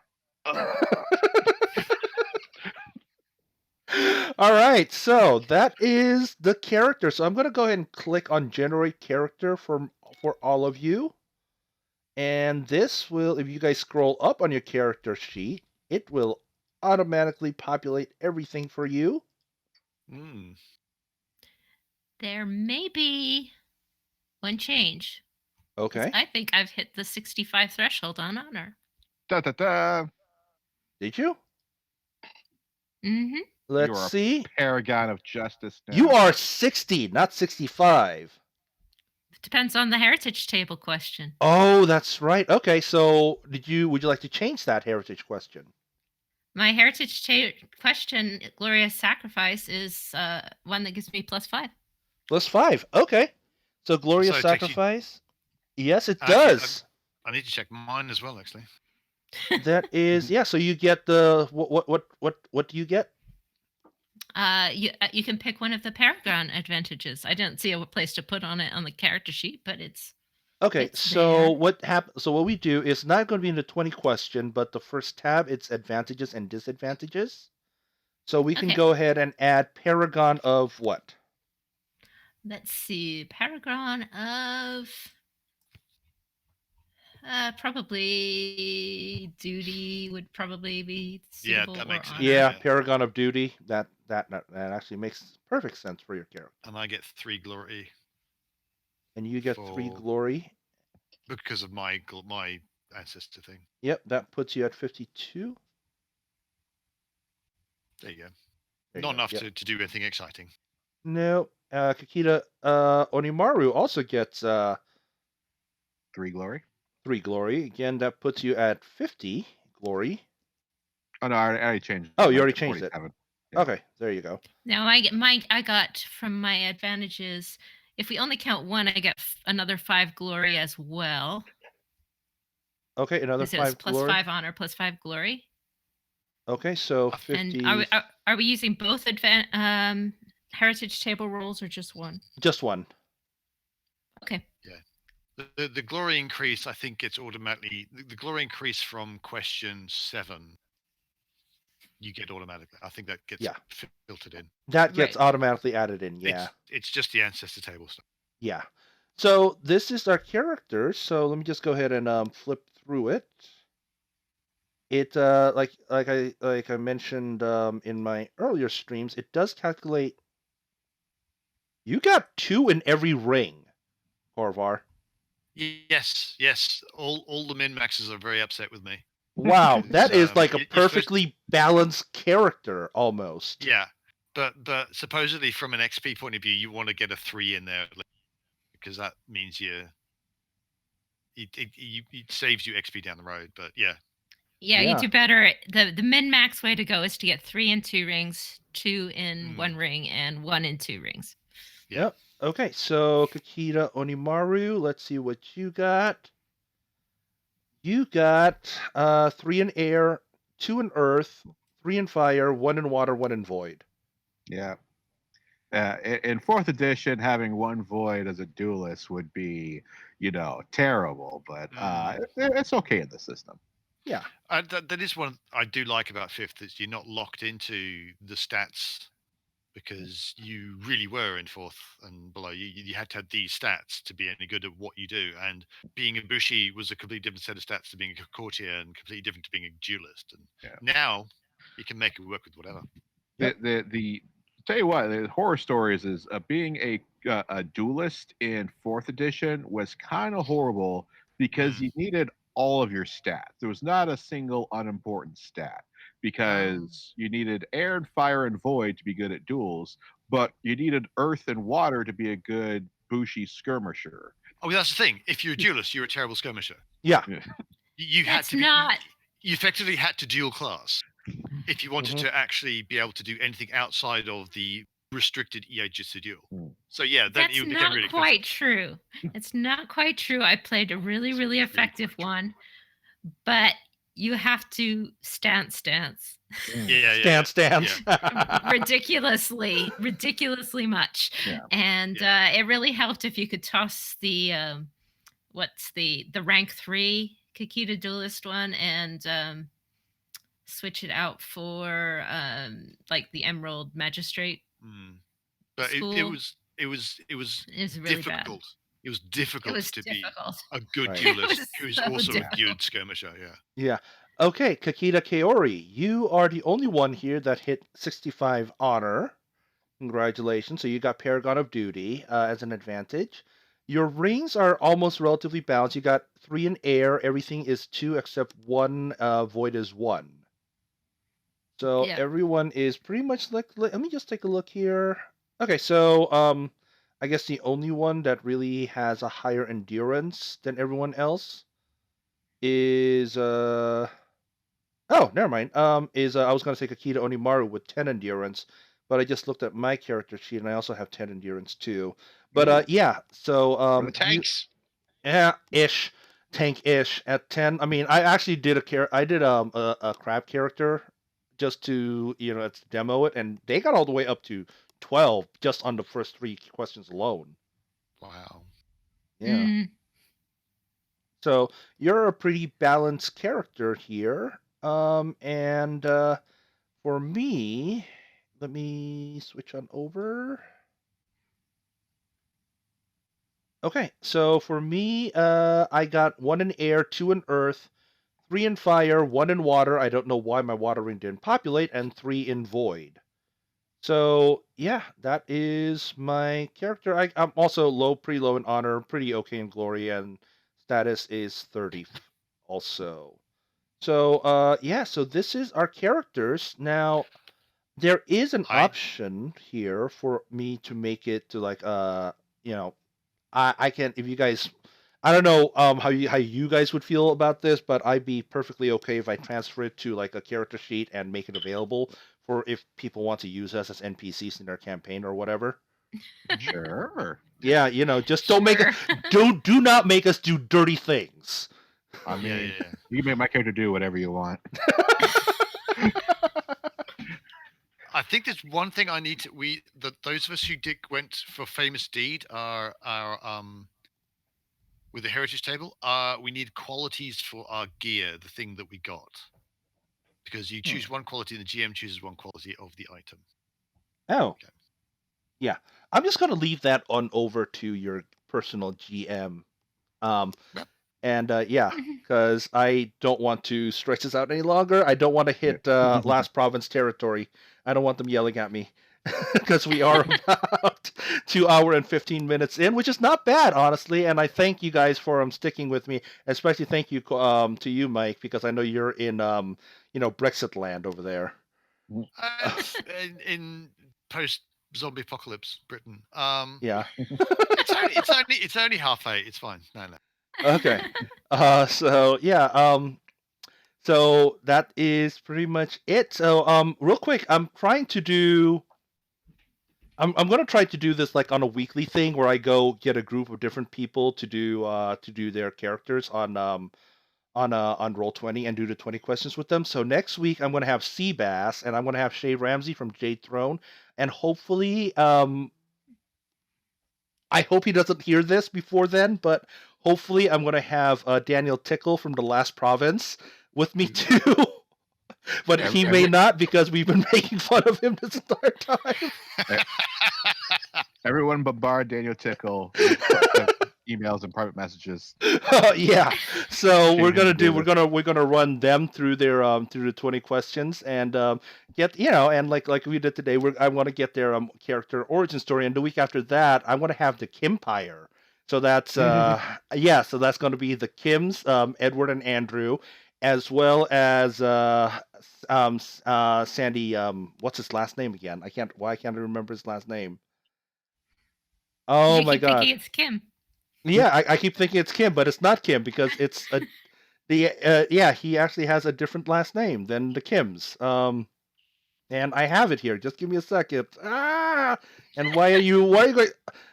Sandy Barnabas. I'm gonna have Sandy Barnabas with Andrew Kim and Edward Kim here on Roll20 and on my Twitch channel. And we're gonna run the 20 questions with them. That's going to be in 2 weeks. So next week is going to be Seabass, Shay, and hopefully Daniel Tickle. And the week after that is going to be the Kimpire. And I think you'll have Kikita Duelist taking over the world. I don't know. Is he actually? Andrew is. Andrew is a Kikita too. Oh my god! Oh god! Another Kikita! Wow. I offered to go off. I did. You just wanted to see it. I asked for your character, and this is your character. So you know what? So we have 3 Kikitas, and I know Seabass is a spider. So who knows how the hell that's going to shape be up. entertaining. That's going to be hilarious. I know Shay's a lion, so we're going to have that. I don't know what Daniel normally plays. But the week after, he's often been Shadowlands. So. That's right. So you may go Phoenix too. We'll see what happens. But the week after that, at least we're going to have at least one more dragon with Edward Kim, though. Yes. I don't know what Sandy's going to do. So that's going to be kind of exciting there to find out. But yeah, no, Trevor, Jeannie, Mike, really thank you for doing this with me. I hope you guys had a great time. I had a great time. Good fun. I hope everyone is enjoying. Everyone enjoyed themselves watching this, because I know I apologies again for the late start. We were having some technical difficulties. Hopefully that's all resolved next week. Hopefully, fingers crossed. Okay. Yeah, but that is it. Thank you guys. And we are signing off now. And I hope everyone has a great the rest of the day. Have a great rest of the weekend. And Wash your hands. Wash your hands. Don't touch your face. Wash Like your I've been. hands. Stay Wash your home. hands. Stay home. Don't touch your face. Like I've been doing this entire time. I know I'm being bad. Yeah, you know, it's like, it's a quirk. Anyway, have a great time. Have a great weekend, everybody, and we'll see you next time. Take care. Bye bye. Sayonara.